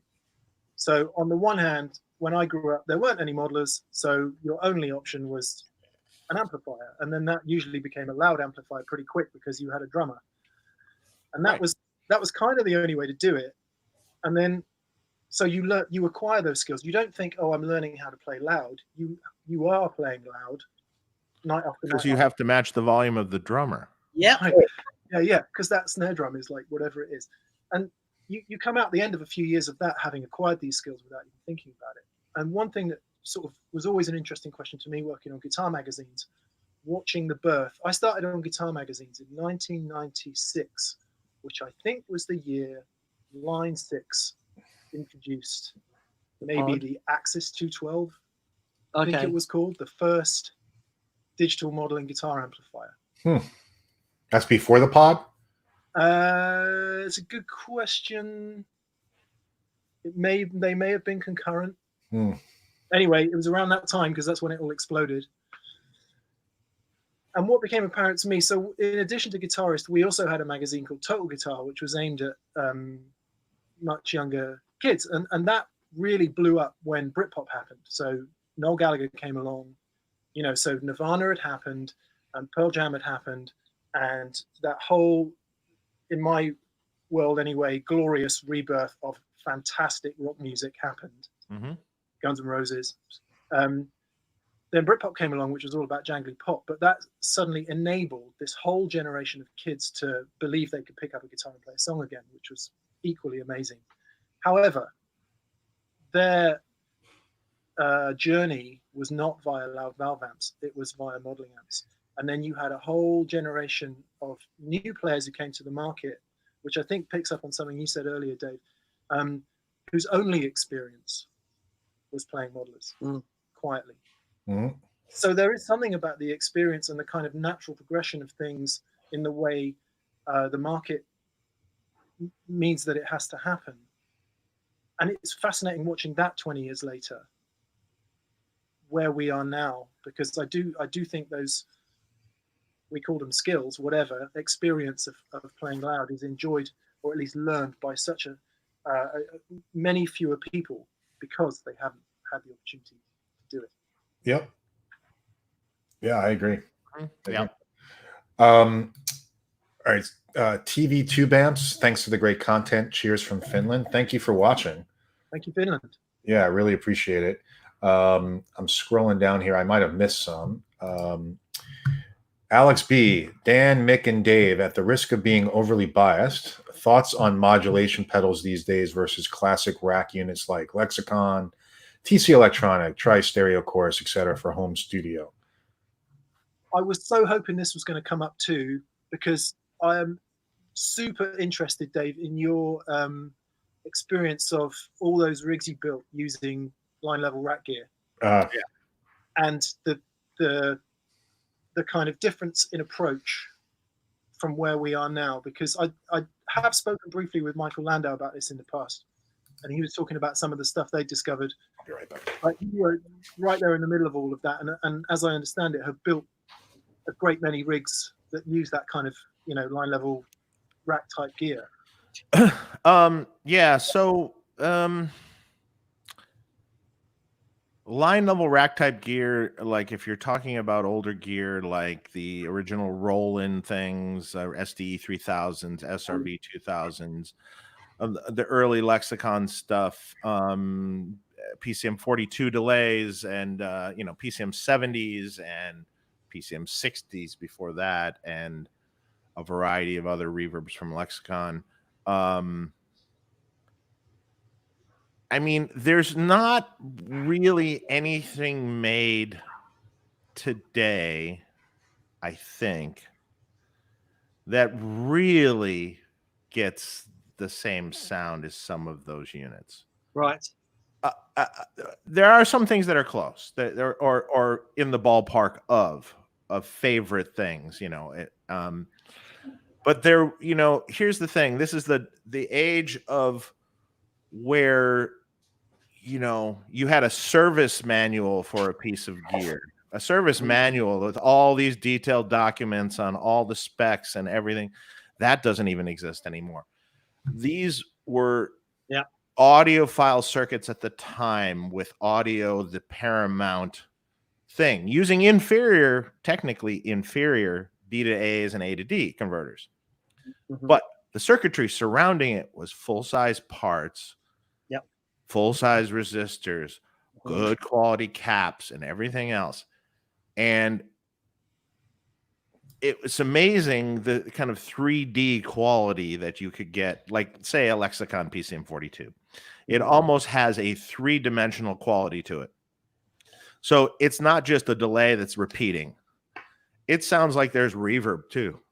You know, there's a depth. There's a huge depth. It's almost like listening to vinyl versus when a CD came out, you know. It's technically the same thing, but boy, when you A/B them, they sure doesn't sound different. And even worse so if you take an MP3 format and listen to vinyl, you know. So there's some really stunning pieces that were made, you know, classic rack gear, you know. So as far as modulations go, the TC1210, the tri-stereo chorus, those are amazing things. Yep.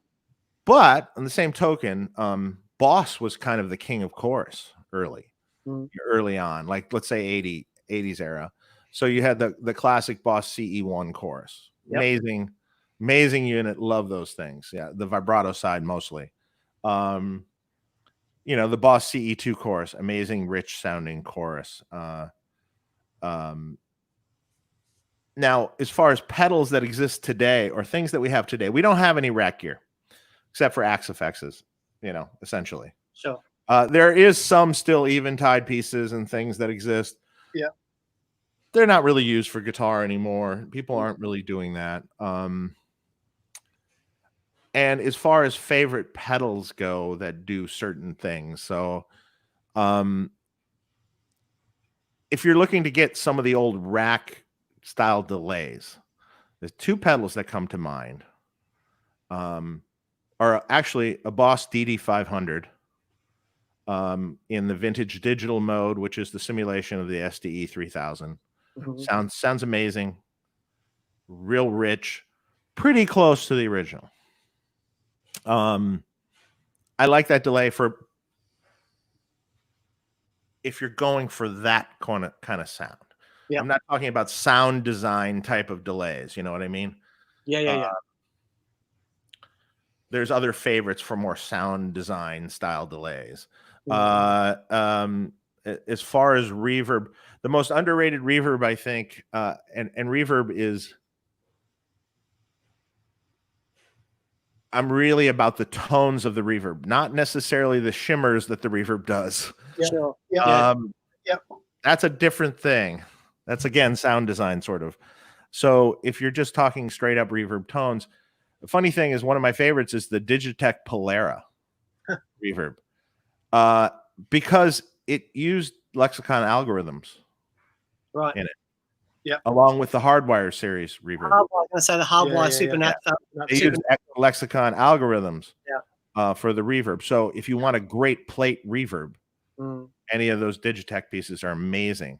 They sound great. Yep. My issue with those ones is there's no analog drive-through. Certainly in the Supernatural, which made if you're doing a wet dry thing, you could never get the phase right. Well, yeah, it had an analog, the dry always present, but there's mods you can do to them to sure. But I think so. You know, things like this. You know, this is the pedal that sort of changed everything for me. Amazing. You know, and which is the whole Andy Summers thing, David Gilmour. Yeah. And these.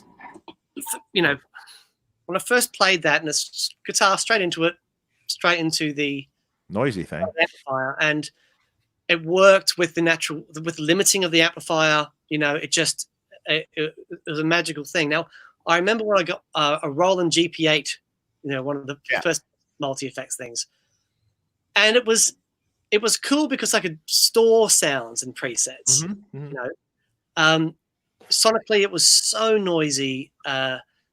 So I remember getting an amplifier that had an effects loop in it. It's like a Marshall was it a JCM 800 or one of the earlier masters with the effects loop in it, and not the 900, and I had not an Intel effects. That came later. At least it's quad reverb. They were everywhere at that time. Oh yeah.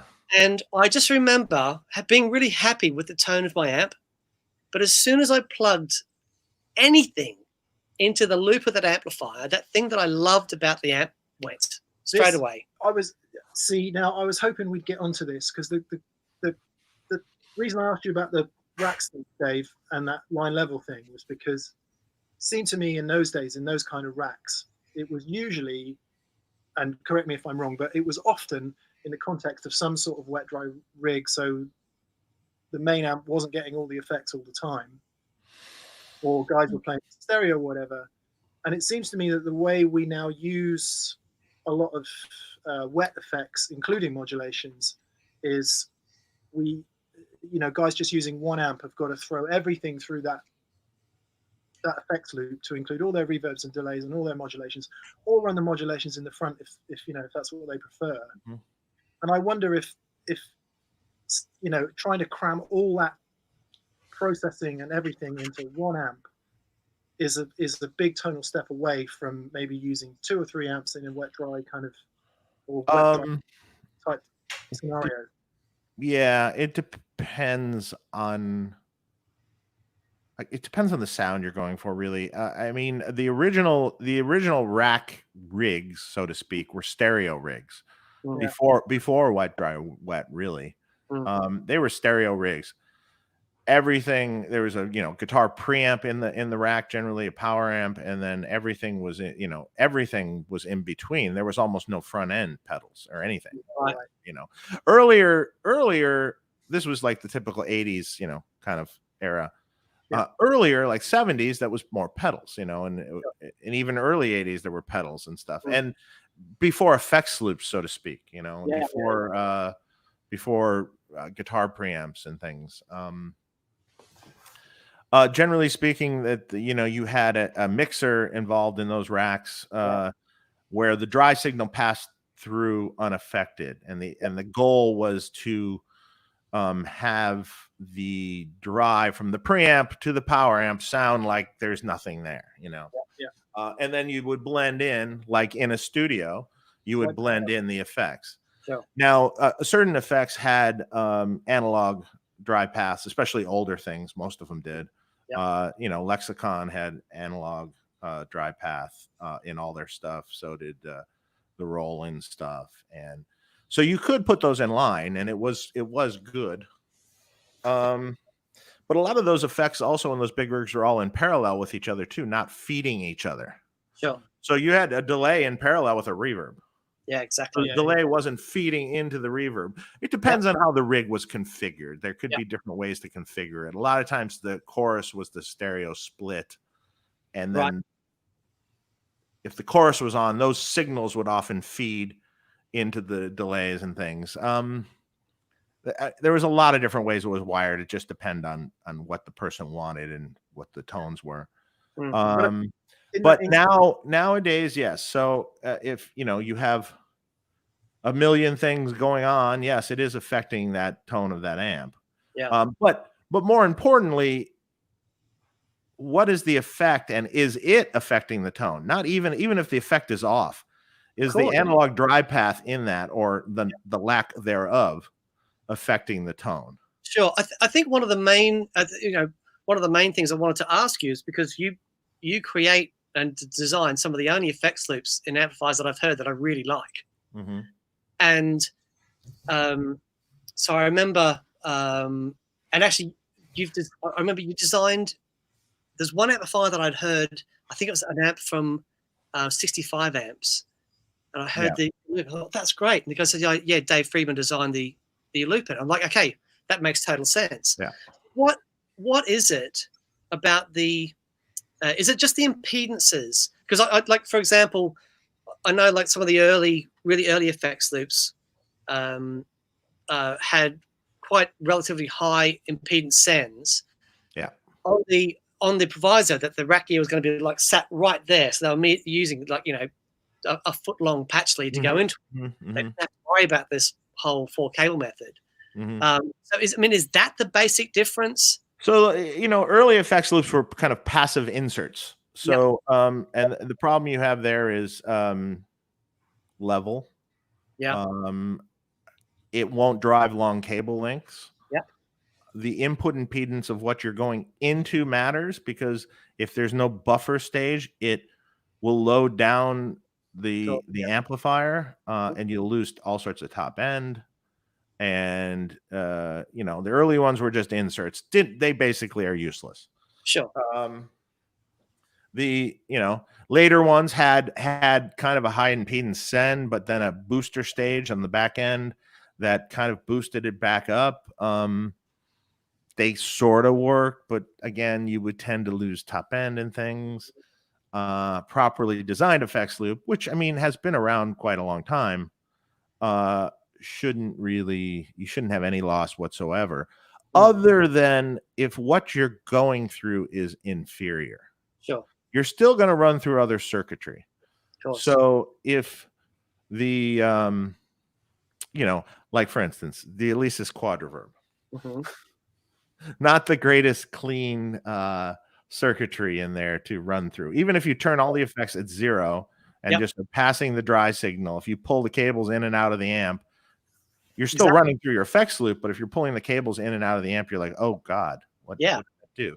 Oh, where's my bottom end, or where's the top end, or where is why does it sound all washed over now? Sure. Some of that stuff's just not good. Great lexicon stuff, you won't hear anything. Yeah, right. Even a Boss DD500, because the analog path in it nothing. Sure. It'll be perfect. So as long as the effects loop's good, obviously, but proper effects loop can drive the cables out to the pedal board long lengths and back from the pedal board into the return, and you should essentially, as long as your pedal board is done properly, you should have no loss really. Sure. Even really long lengths.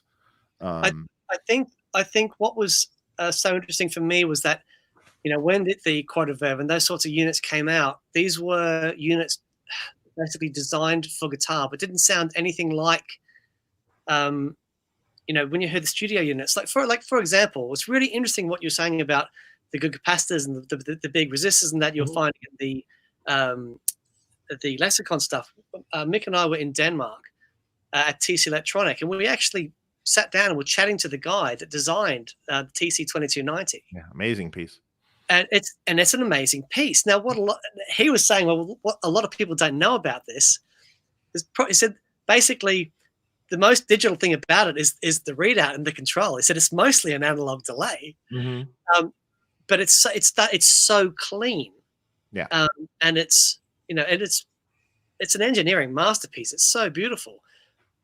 Now you put that in a good sounding effects loop, and it's such a wonderful sounding delay. But I think a lot of the stuff that was coming out, the rack stuff designed for guitar, was so inferior to what this good studio stuff was. And then power supply, everything, all that. That was an inferior piece. That was designed to be a cheap production piece that was just not that great. But another one you mentioned briefly, the Rocktron stuff that came out in that era, though, was actually really great. Yeah, the IntelliFX, the Replifex, the IntelliVerb. Yep. Those, even still to this day, once in a while, one will come back through, and I hadn't heard one for years, and then you'd be like, oh yeah, that really did sound good. Yeah. And it's kind of a shame that's gone. But today we have lots of great pedals that are doing quite well, and some of the favorites, like I said, DD500. If you want more of a rack style delay, there's also the Free the Tone Flight Time delay, which is amazing sounding delay. Some of the source audio stuff is, some of it's cool, although I find editing some of it kind of be a pain. I remember I was recently doing a board and trying to figure out how to do a tap tempo on the source audio tremolo. external tap tempo. So I'm like, well, okay, there's a jack on it. Okay. In the manual, it sort of mentions it can be done, but not really. And then, then you're reading their tap tempo pedal, and it mentions that it can do it on that tremolo, but you're not really sure how. There's no clear explanation. And then you finally realize, oh, I have to download the software. Yes, and I have to hook it up to my computer, and then I have to enable the tap tempo. And then it's not that simple, though. Then the tap tempo switch, I wasn't using theirs. So the tap tempo switch has some circuitry in it, which is printed in their tap tempo switch manual that I had to put in the one I made to make it work. Right. By that point in time, I was ready to throw it across the room. Because it's stupid it took this long to do this. I mean, it's a great sounding tremolo. It's cool, but it was stupid it took this long to do it. And this is the thing I hate about gear. I hate when it's that hard. Yeah. If I'm having a hard time, the average guitar player is really going to have a hard time figuring this out. Yeah. And there's going to be some guys that are totally into that kind of stuff and are better than I am, but it should be simple to use. Yeah, totally. It should be straightforward and intuitive when you just look at it.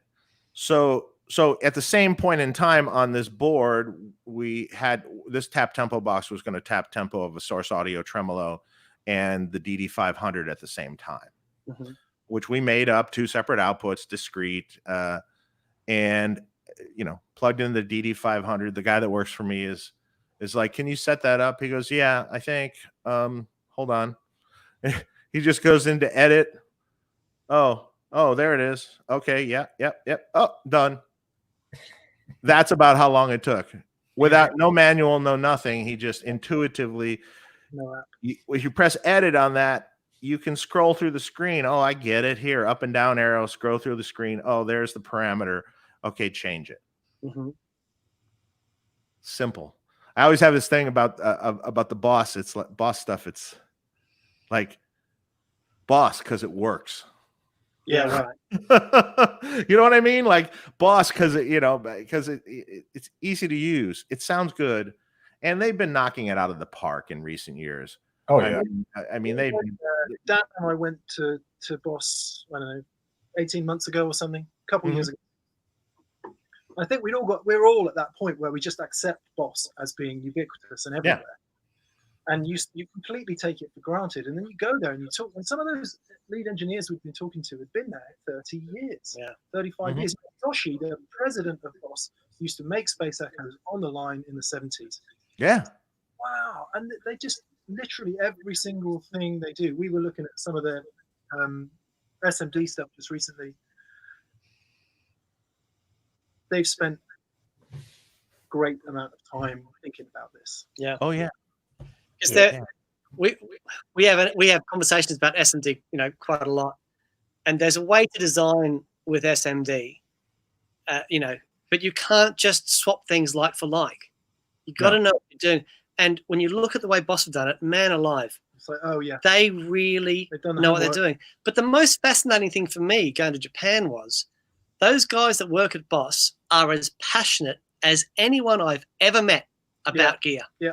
Mm-hmm. I sat down for an hour and a half with Yoshi talking about capacitors, and it was like Matt from Boss was with us, and he was sort of sat aside, and every now and then he just it tended to go, yeah, guys, this is sort of equally amazing, sort of equally sad, but it's but they are. There's you never get this sense that it's it's business led. They are so passionate about the gear. Yeah. And to be honest, I had no idea that culture existed in that business. Especially in recent years after, Yoshi took over as president again, and they've really made strides to make great guitar products. You know, the whole DD200, the DD 200 series with the programmable EQ. Now, boy, that's a Swiss Army knife. That's super cool. The overdrive. I mean, I remember I was with Pete Thorne, and he was doing a video for the overdrive, or I don't know if it came out, but it's going to come out if not. And he was doing a video for the overdrive, and he's just thumbing through. He goes, "Listen to all this." And he's just thumbing through all the different drives, and he goes, "None of it's bad. None of it's all good. It's all sounds good." I mean, like there's not a bad sound in it. It's just and you can totally tweakable and programmable. And boy, here's an overdrive that you can put on your board, and if you have a switcher, you know, with MIDI and stuff, oh my God, you have an exorbitant amount of overdrives at your hands, or fuzzes even, and they sounded good. Yeah. We did a show about programmable overdrives recently, and how far that's come. And Chase Bliss have released a product called the Automatone. Have you seen that with the sliding faders? Yes. Yeah. And you know, when you see, I mean, that is incredible. It's sonically, absolutely superb. Excellent. And it's fascinating that you know, that other take on things, being able to, you know, program and recall things, even for something like, you know, we started off with what was it called, the Boss SD2, like with the dual concentric pots. You switch between two sounds, you know, so you had two sounds in one pedal, right up to 1,000 sounds in one pedal, then to the Automatone with the sliding faders and things, and just how far, you know, that side of just overdrive pedals has gone. Yeah, it's fascinating. But here's the thing, though, too, that with companies, I find as a rig builder, the reason, and this isn't a Boss ad, but the reason I have liked Boss and many other products, is because generally speaking, there are no flaws. Right. A lot of gear you can find flaws, like, oh, it doesn't like going in the front of this high drive amp because you hear a little clock noise in the background or something, or there's a lot of flaws in gear. Sometimes I think when people design things, they're listening only into clean amps. Yeah, they're not listening into a high gain amp, which will amplify, of course, you know, any little noise. Yeah, of course. And you have to, you know, it's not perfect. It's like pedals shipping with a switching power supply that causes noise. Yeah, right. Which vast majority do. Yeah. In fact, there's even power supplies made that you can buy that will cause noise immediately with any pedal you plug them into. Yeah, right. So one of the things with Boss is their R&D department. I mean, just the you know, so they've got this incredible analog chamber that we are in, and you know, everything's got to go in that. They've got the radio frequency room, which is mind blowing. So the amount of testing that their stuff goes through to get to a point where they release it as a product. Yeah. You have to release a gazillion. Yeah, because exactly. The recall on they don't do small runs. Yeah, right. True. Correct. Yeah, you don't want the recall. No, right. I was blown away by their headphones. The Waza headphones were super cool. Oh yeah. Yeah, they're great. Crazy bit of tech. Yeah. Amazing. And it just works. Right. Yeah. Exactly. It just works because it just works. There you go. There's the line, Boss. Hey, we got another super chat. I'm going to try to whip through these. Rick OUSA, Mick and Dan, if you could give product development advice to Josh Smith, Strymon, Dave Friedman, Keeley, what recommendations and features would you make to improve and launch new pedals? Oh boy, I'm not sure we could tell those guys very much. Yeah. I think it's just, I think with any manufacturer, the reason, Dave, if you'll excuse me, that you are successful is because you're deeply passionate about what you do. Mm-hmm. I think any manufacturer that does what they're passionate about from a place of passion is much more likely to be successful than the kind of can we find a market gap here, Of course. or a, you know, Correct. Because in that passion is integrity, yeah, right. and that's, you know, that's everything. Mhm. But I think, you know, if you look at the pedal market, for example, what's happened in the last 5 years even is astonishing. Yeah. And I think maybe the biggest area of change is analog sound with digital control. Maybe that's the most interesting thing that's happened in the pedal market. And if you look at like Chase Bliss, or pretty much everyone is doing that, you know, whether it's via MIDI or some other way. From a consumer point of view and from a retail point of view, they all want more features. So they want something they can sell and market and R&D. And the reality for a lot of musicians might be, you know what, you just might need a few less features. Mm-hmm. So you stick out a single channel amp into the market with no effects loop, and the retailer goes, I can't sell this, no one wants this. So the manufacturer has to just chuck 50 other things on there in order to get it through retail. It's like, well, you know, this might be a great product if it was just simple, straight up. Is anyone going to buy it? There's the problem. So I think we could probably all dream up a million things we'd love to see in gear, but is it going to help anyone sound better or be musical or be passionately connected to playing music? Yeah, I don't know. One thing I really liked about TC, when Tor was at the helm of that product development, they had no problem saying, you know, I remember the mini looper came out, you know, can I store loops? Nope. Oh, okay. Can you do this? Nope. They had no problem saying, no, it didn't do things. It just does what it's designed to do. And I love, you know, and they had massive success. Yeah. I think trying to be all things to all people is the wrong way to go, you know, a lot of the time. Right. Yeah. You can get caught up in that. Yeah.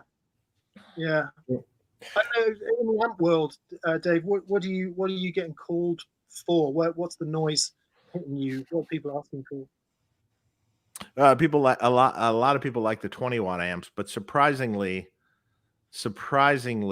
we sell a huge number of 100-watt amps still. Yes, and you know, and I think we might be one of the only ones that sells those amps. Right. You know, it's all over the place. It's sometimes you give them too many features, and then they're going to complain that there's too many switches and stuff on it.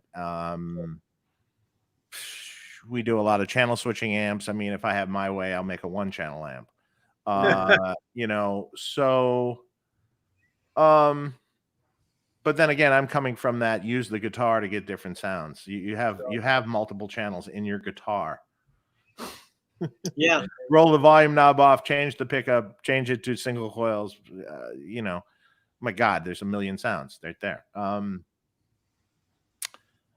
I've tried to keep too much technology out of the amplifiers, because I don't really want to see an amp with a delay in it. You know what I mean? I just it's not really our bag. So there's a certain simplicity yet feature driven thing we do. I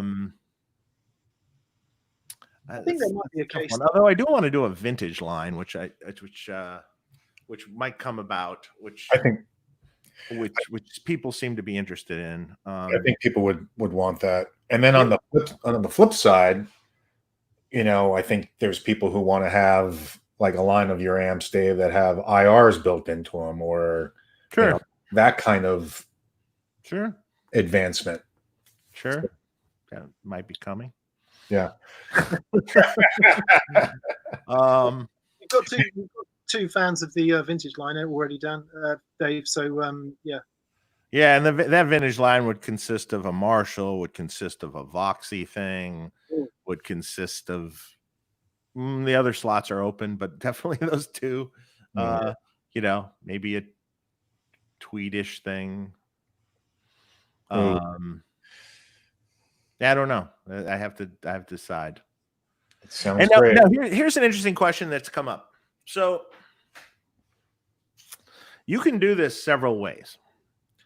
So I could make a vintage line that is made that sounds like, and it would sound like the vintage amps. I have perfect examples of some of these great amps.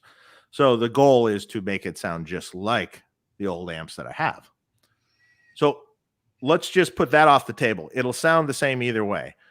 Yeah. Do you want a amp that is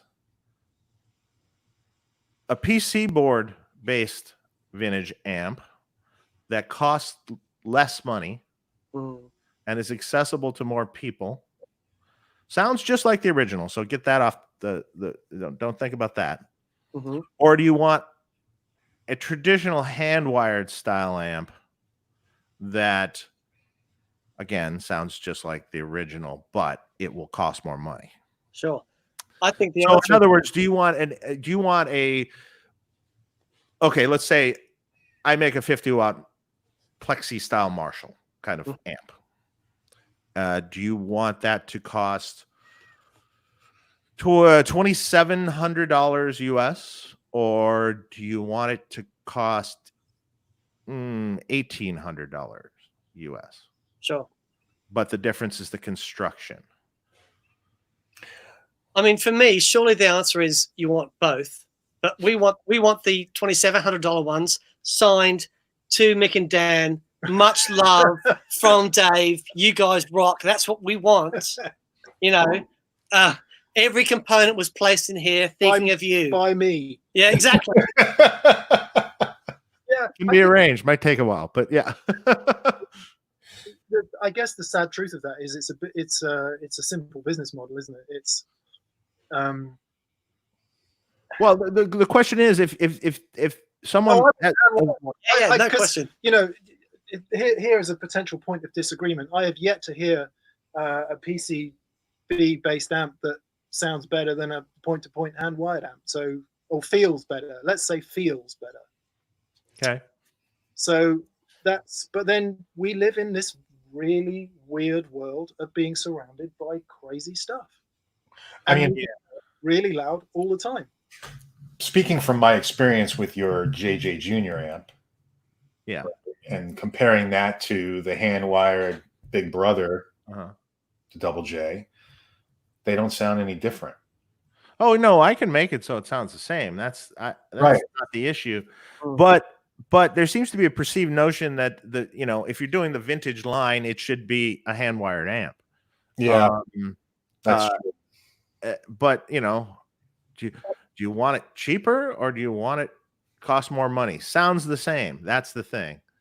But are you going to be turned off by the fact if I do it PCB? If it's purely about the vintage thing, like for example, when Marshall releases a true, authentic, vintage representation of an old plexi, I don't want to open that up and see PCB. Right. I want to open. That's what I think too. Yeah, exactly. I want to open that up and see, because look, there's a romantic connection that we have with the vintage gear, because this is based. These are the devices that created the sound that got us into this business, and the reality is that even with pedals, for example, so there's a pedal manufacturer, Kingsley Pedals, that make these amazing valve pedals. Now he hand solders every single one of these pedals, and they're amazing. Now you might say there are pedals out there that can sound exactly the same. Thing is, I know that Simon has sat down and personally made this, and that means a lot. And so the fact is, if you've designed an authentic vintage amplifier that someone has sat down with care and gone component by component, that actually has a huge amount of value, as opposed to, and sure, the PCB thing would sound exactly the same. And if it was a vintage, modern take on a vintage thing, that would be different. But if what you're doing is a purely a nod to the vintage sounds that got us where we are, personally, for me, I think it's worth the extra money. Yeah, I mean, especially if you're talking 1800 and 2700. I thought Yeah. you were going to say 2700 or $6,000, and then it's a more difficult question. Yeah, no. It wouldn't be any more money than say our Dirty Shirley amplifier, which is 2,700. Yeah. Which is It wouldn't be any more money. Incredible, you by ever the played way. one of those? Yeah. So, Tom Quayle brought one over, and just far out, man. It's a great amp. Yeah, it can do a lot of things from just semi-clean fat to reasonably raunchy, but it's definitely a fat kind of classic kind of tone. Yeah. I'll play the one that we have. And hang on, we don't have one here. Yes, you don't. You should. Maybe we can work that out. It's funny. Hey, let me say thank you to Nico Yellow Dog. Hello from Switzerland. My 2 favorite shows. Thanks, guys. Cheers, Nico. Hey, Nico. Thank you. I want to make sure I get to these super chats because I'm going to miss some, I think. Mike Bilson, is this leading to a That Pedal Show Friedman special episode sometime soon? That would be awesome. It would be wonderful. And of course, the main issue that we have at the moment, we're in the UK, and you guys are obviously in the USA. However, Dave, next time you're in the UK, we would love to have you on because it'd be fascinating. Yeah, I would love to do it. Yeah, who knows when that will be, unfortunately. Sure. Yeah. The funny thing is I was looking through, I was deleting some pictures out of my phone the other day, and I'm like looking through some pictures I had, just scrolling, to see what bullshit I have in there to get rid of. I often take pictures of things that I want to remember, and then after I'm done with it, I don't need it, and I'm looking at pictures of things that I had done or places I had been. And, it started to get kind of sad about it, like all of a sudden you're like, oh man, I got to stop looking at this. Right. Because right now it was bothering me. I was like, oh man, shoot. Other than that, I've been pretty good, but it's like when you look at those pictures, you're like, oh man, yeah, I can't go to Europe this year. I was supposed to in August. Nope. And I don't know when we will return. Be there. Yeah. But it will return. No NAMM this year for us. No. It will. It will return. It will return. Yeah. Okay, but that'd be another year. Right? Yeah. That's probably a really good estimate too. Sure. If you think stuff is returning before then, I don't know. All right. It's next year, Dave's coming on the show. Likewise, if you can ever come over here, we can try to do something. Or at least have beer. Love to. Alex B says, Mick, you love the Lone Star. It's a PCB, compared to a hand-wired 2-rock. Yeah, very different thing. My 2-rock is a classic reverb signature, which is basically like a super reverb on steroids. And it is in common with lots of vintage-inspired amplifiers, is an extremely visceral, real, frightening experience. If you've ever played a 100-watt plexi, you'll know what I'm talking about. The Lone Star is a fantastic amp. It sounds great. It's really controllable. It's super friendly to play. It never quite does that holy, whatever you want to say next. I'm tearing your chest out and throwing it across the room that the 2-rock does. It's a different experience, and it has, for me, it has more in common with like a really visceral old vintage amp. Yeah, which you've got to work so hard to play. Whereas the Meso is super friendly, really lovely, sounds great recorded, super live with. 2-rock, a little bit harder to live with. Sure. In the most fantastic way. That's really interesting with a lot of these sounds that you can have really friendly guitar sounds that are really easy to play, but the guitar sounds that stand out aren't necessarily really easy to play. You've got to really know what you're doing. Like anyone that's played a Dumble will know that those amps can be really hard to play. And one of the hardest things is you hear every little thing that you do. Every time. Sure. And so, some of these really amazing amplifiers, it's because you're so exposed as a guitar player, and a lot of people can find that experience really tough. Yeah, it's pretty scary. You talked about Steve Stevens earlier, Dave. I just love his approach to playing. Some days he reminds me of the same sort of ballpark as Phil X in that kind of just balls out, like the kind of thing that a lot of guitar players would be, me included, would be super scared of playing with that tone because it's just so raw. Right. Yeah. Yeah. But it doesn't sound good when he's playing. It sounds like awesome music. But you plug Les Paul in or whatever, and you're like, whoa. Oh yeah. Well, yeah. Not for the faint of heart. Yeah. So this chat in this software moves pretty quickly, and there's some super chats that I missed. So first, I want to say thank you to Beve for setting this up with us. By the way, Beve, you rock. So Andrew Morgan. Beve sent me some of these that I missed in the chat that are no longer there. Andrew Morgan gave us a super chat. Thank you, Andrew. He says, "Rock on and love from for all from COVID house arrest."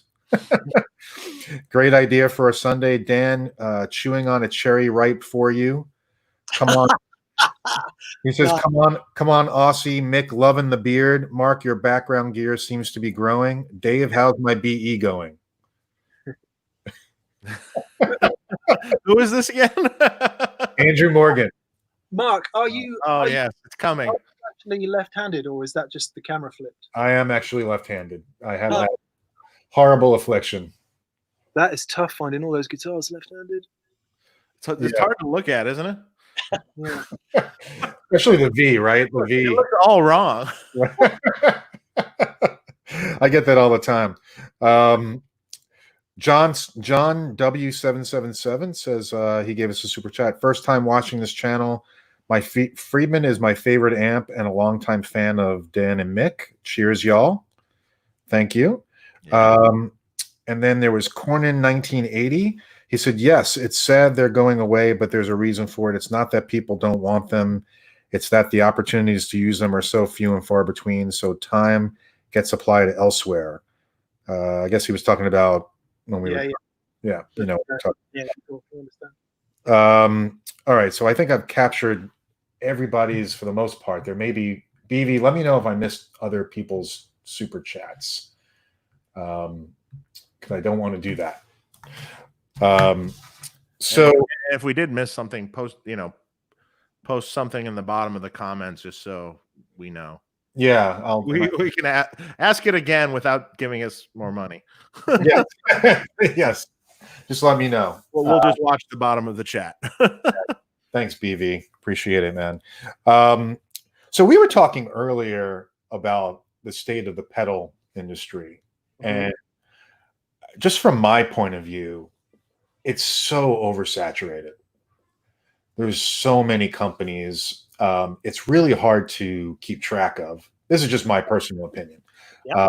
And I feel like it's really hard on retail too, because there's so many people trying to push into these retail spots, and there's only so many spots available. I'm just curious what your thoughts are on what's going to happen. Are some of these companies going to fold? And we don't have to name names, but I'm just curious, is it going to thin out at some point, or what do you think? Let me make a quick comment before you guys. I think some of these companies have already folded. Yeah. I think there was a pedal peak that seemed like it was happening, and now I think some of those have kind of dwindled away, and I think now we still have an exorbitant amount of pedals. But seems like the ones that are really great tend to stick around. Yeah. Like the ones that aren't go away, This is an argument that's been made about electric guitar market, about the boutique amp market. That let's rewind. When low cost, high quality offshore manufacture first became a reality for a lot of American brands. So I don't know. I mean, it's been happening for ages, but certainly it seemed to really boom in the late 80s and through the 90s. market got so oversaturated with cheap gear. And, you know, when we were kids, an electric guitar was really something. And I remember my dad buying me my first Fender Strat. It was a lot of money, you know, money that he had to kind of put aside and be serious about. Now you go buy a Squire with like no money at all, and it's a great guitar.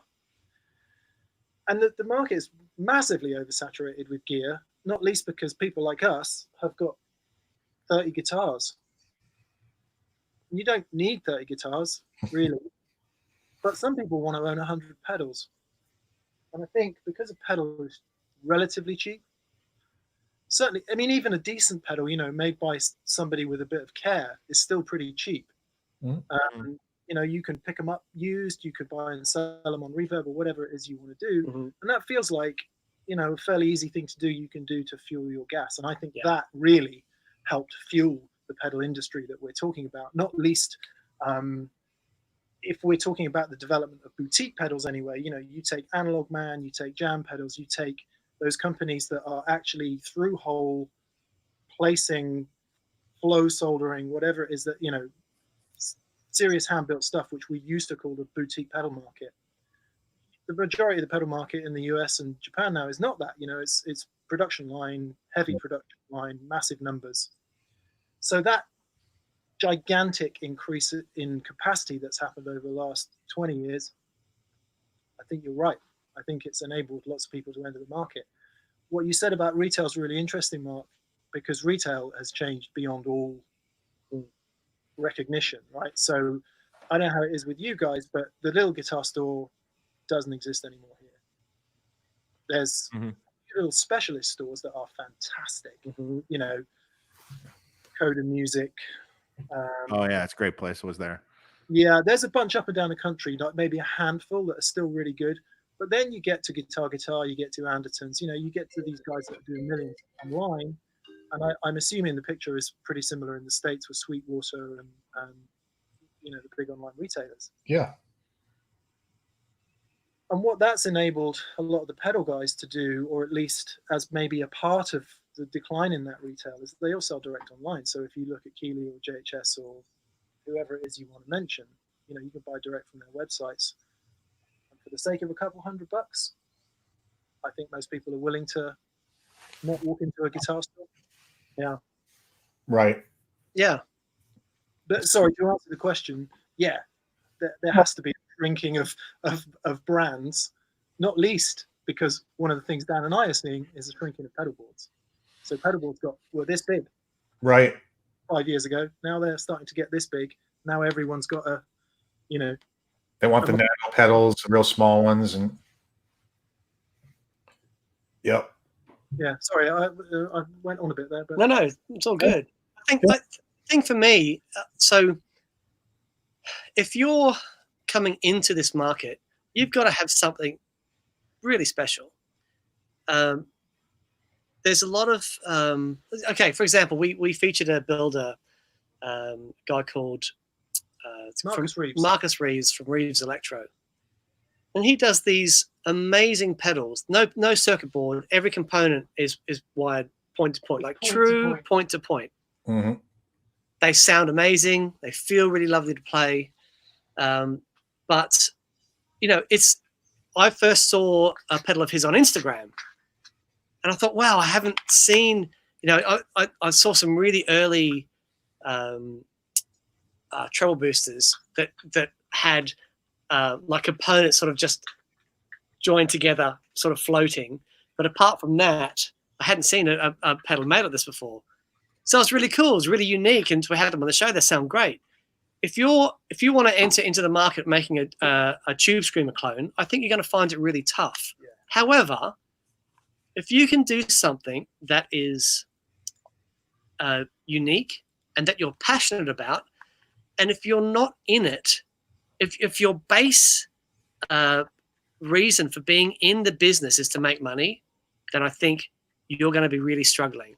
Not that it shouldn't be, you know, you don't want to create a good business and that sort of stuff, but it's going to take a long time. There we go. Oh, it's beautiful. It's so beautiful. It's insane. That's awesome. Yeah, and I saw this and went, "That's amazing." So we got them on the show. It sounds incredible. It feels incredible. Yeah. So, I think, if you've got something unique to offer, I think you're going to be fine because the market is there. Because you can walk into a guitar store with $200 and buy a guitar that isn't crap. Mhm. You know what I mean? Because CNC has gotten so good that these guitars are not rubbish. Like I bought my daughter a Squire for Christmas, and she loves it. She's playing great. That's great. And I think because of that, the market has opened up. And there isn't, because of the online, the e-commerce thing, you can be a local builder, a local pedal builder, and sell internationally direct, or you can have local bands that you work with and create things for. And, I think there's a number of different ways that you can do it. I think that old thing of, I'm going to design something, I'm going to sell it into retail, and that's going to be the foundation of my business. Mm-hmm. I think anyone thinking like that is probably going to really, really struggle. But if you're thinking, okay, I've got this thing that I really love, I've got some friends who are playing it that really like it, I'm going to make some videos, I'm going to put it online, and I think one of the challenges for anyone in the who is in it purely for business, one of the challenges to that whole way of doing things, manufacturing, distribution, retail, customer, has been loads of people going into this pedal market for a lifestyle choice. Mm-hmm. So 10,000 new pedal brands spring up, and they might take 0.2% of the market, or 0.1% of the market. Right. When you add it all up, they've taken 40% of the market, which makes it very destabilizing for the huge box shifting companies. Although that said, I don't think Joyo and Mua and all those kind of unbranded Chinese knockoff pedals, I mean, they're still selling in their thousands. Yeah. Right. The market, I'm always amazed, certainly when you look online, the market is colossal. Yeah. It is. It is. We might all be saying is, oh my God, I don't know which overdrive to choose. That might be what we're actually saying. Like, Or you just might navigate or go to those companies that you just tend to have brand association with, and you don't really go off the beaten path. Part of me believes that the days of kind of features and benefits marketing is almost over, because most modern gear is pretty good, and most modern gear does most things. So really now marketing is about story. It's about making people feel good. Right. Or be somehow unique. I missed this before. Oansun, he said, I super chatted, give these guys a Fuzz Fiend. I don't know if you guys have checked out the Fuzz Fiend from Dave. Nope. Oh. No, I haven't seen it. Please tell us. Actually, we've been really slow on Dave's pedals. We played the BEOD a while back, but we haven't really played anything since then. So we have some catching up to do. Yes, you do. Maybe I'll send you a little box. That'd be great. Be really cool. Of stuff. Yeah. What's the Fuzz Fiend then? Technically it's discontinued now, but we were making a tube overdrive and a tube fuzz. Oh, with a crazy switch on the fuzz they called the rage switch, which basically just added more gain, and it would oscillate if you stopped playing. So it would you could do very fun. It was a momentary switch, so you can dynamically use it and cause fun fuzz noises, so to speak. Really good pedal. Not even if you already had a overdriven amp, you could still use this pedal, and it would basically change your, say, normal sounding overdriven amp to, okay, now it's a fuzz tone. It's like now it's a fuzz character without destroying everything either. No. And then with that switch, it would take it one step farther with more gain, and then it would, if you stop playing, it would oscillate. So you can do all these crazy sounds, and if you get it oscillating and then you turn the gain knob and stuff, it changes in pitch and stuff. So you can do, for fuzz people, you can do crazy crap with it with the recording and stuff. Yeah. Awesome. Was that with like a regular preamp type tube, Dave, or something? Yeah, 12AX7. Yep. Mm-hmm. Very cool. And some other circuitry, obviously, but yeah. I should send you those too, just to. Yeah, would love to. That'd be awesome. Yeah. We also have a super chat that I missed. Beve sent it to me from Josh Lamas. He says, "Hey, Dave, Marc, Dan, and Mick, do you guys know what of any compressor pedal that does the DBX 160 rack unit thing? Thanks, guys. Love that pedal show and tone talk. You guys rule." Boy. I don't even know what that was based on. What is that, an optical thing or something? No, it's not optical. If anything, I would say MXR. I think. Well, it started off as the bass compressor, and then it became the studio compressor. They call it now. It has the little LED readouts on it. I think that might be your closest thing, although that was really designed to mimic more of 1176. Yeah. But which is like a really fast FET. That's a great compressor, actually. Yeah. So there's a number of the number of 1176 type things at the moment. Actually, there's what have we got? The Origin Effects one is really good. Tube and transistor one is amazing. That's insane. That one's great. That's insane. Yeah. And then if you like the LA2A type thing. The LA2A type thing. That's really killer. That's Union Tube and transistor. Yeah. That's cool. PC2A from Effect Road as well. Yeah. Great. Yeah. It's the whole world. Compressors, man. Compressors and limiters. Yep. Yeah. Very cool. We also have a super chat from Internet Selling for $4.99. Thank you for your super chat. If you had a question, let us know. Buzz Crumhugger says, "Dave, didn't you warn Pete about this? I wish you would have started later."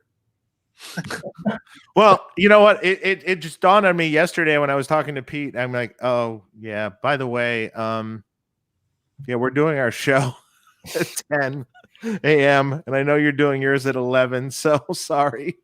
Oh, I didn't realize that. Yeah, Pete does his Sunday live thing always at 11. Yeah. So I go this one time. I'm sorry. Shout out to Pete. We've done loads with him. He's awesome. Just love him to bits. What an absolute legend. Actually, that show that he did with Steve Vai's amps, that was incredible. Yeah, that was fun. Yeah, man. Awesome. Yeah, that was super fun. I think there's going to be more of those coming, probably. Maybe. If I'm betting, man. Let's see. Oh, Pete Thorne trying to mess with the stream. Someone says, okay. Pete's a great guy. He has to do his show. We don't have any ill will. I don't see any other questions. Let me see. Okay, let me see. Do you see any other questions, Dave? No, I'm just reading as they're coming here. We should tell everyone to go watch Pete Thorne. Yeah. There you go. Yeah. So everyone who leaves here now go over to Pete's channel because Pete will go on for a while still. Yeah. He most likely started late. Yeah, I think we've gone through most of the questions. Vil S says, love this early. Let me see if I can read it. Love this early tone talk. You guys should do this show time more often. Okay. Yeah, Sunday's a good time. He won't be happy. Yeah, Pete won't be happy. Exactly. Well, anyway, I want to thank you guys so much for coming on the show. Our pleasure. It's been fun. Thank you. It's been good. I know we can go on another 2 hours. I think so, and talk about stuff. But let's see. I just want to see if there's any other questions that we missed. But while we're doing this, let me tell you this. Please check out Sweetwater. We'll have a link below that you guys can click on, purchase. Buy some pedals from them. Exactly. And speaking of that, Dave's going to be doing some. Might as well announce that here. Dave's going to be doing some top 5 or top pedal, top types of gear videos. We're going to be doing that. So Nice. that'll be fun. Just talking about the faves and the non-faves. Exactly. Make sure you guys please press subscribe and click the bell. All right. We've got almost 400 people watching right now, which is awesome. Really appreciate you guys tuning in. Make sure you check out that pedal show with Dan and Mick. Those guys are awesome. You guys have a great show. Oh, thank you. Yeah, Thank you. I really love it. I love how much detail you get into. You know, you don't just gloss over, you know, things. You really get into the details of it, and really, which is awesome. You know, Oh, thank you. Yeah. So you guys make sure you subscribe to their channel as well, and you guys just hang on while we say goodbye. Our next guest, just to tell you, is Steve Lukather, and that's July 31st. We're not worthy. You guys are awesome. And then August 7th, we've got Rhett Shull. August 21st is Steve from Dan Electro. August 28th is Jordan Ziff from Rat. September 11th is Tosin Abasi. September 18th is Misha Mansour. And then October 2nd is Dave Wiener from Cool. Yeah, we have a big long list going. Yeah. So you guys make sure you tune in. Make sure you subscribe. And Dan and Mick, thank you again for coming on. Really You're appreciate so welcome. Thanks for having us. It's been a real pleasure to meet you guys. Yeah. Great to meet you, Mark. Really great to see you again, Dave. Yeah. Hang on Yeah. just one second. Thank you. You guys too. Everybody have a great weekend. Go watch Pete Thorne. All right.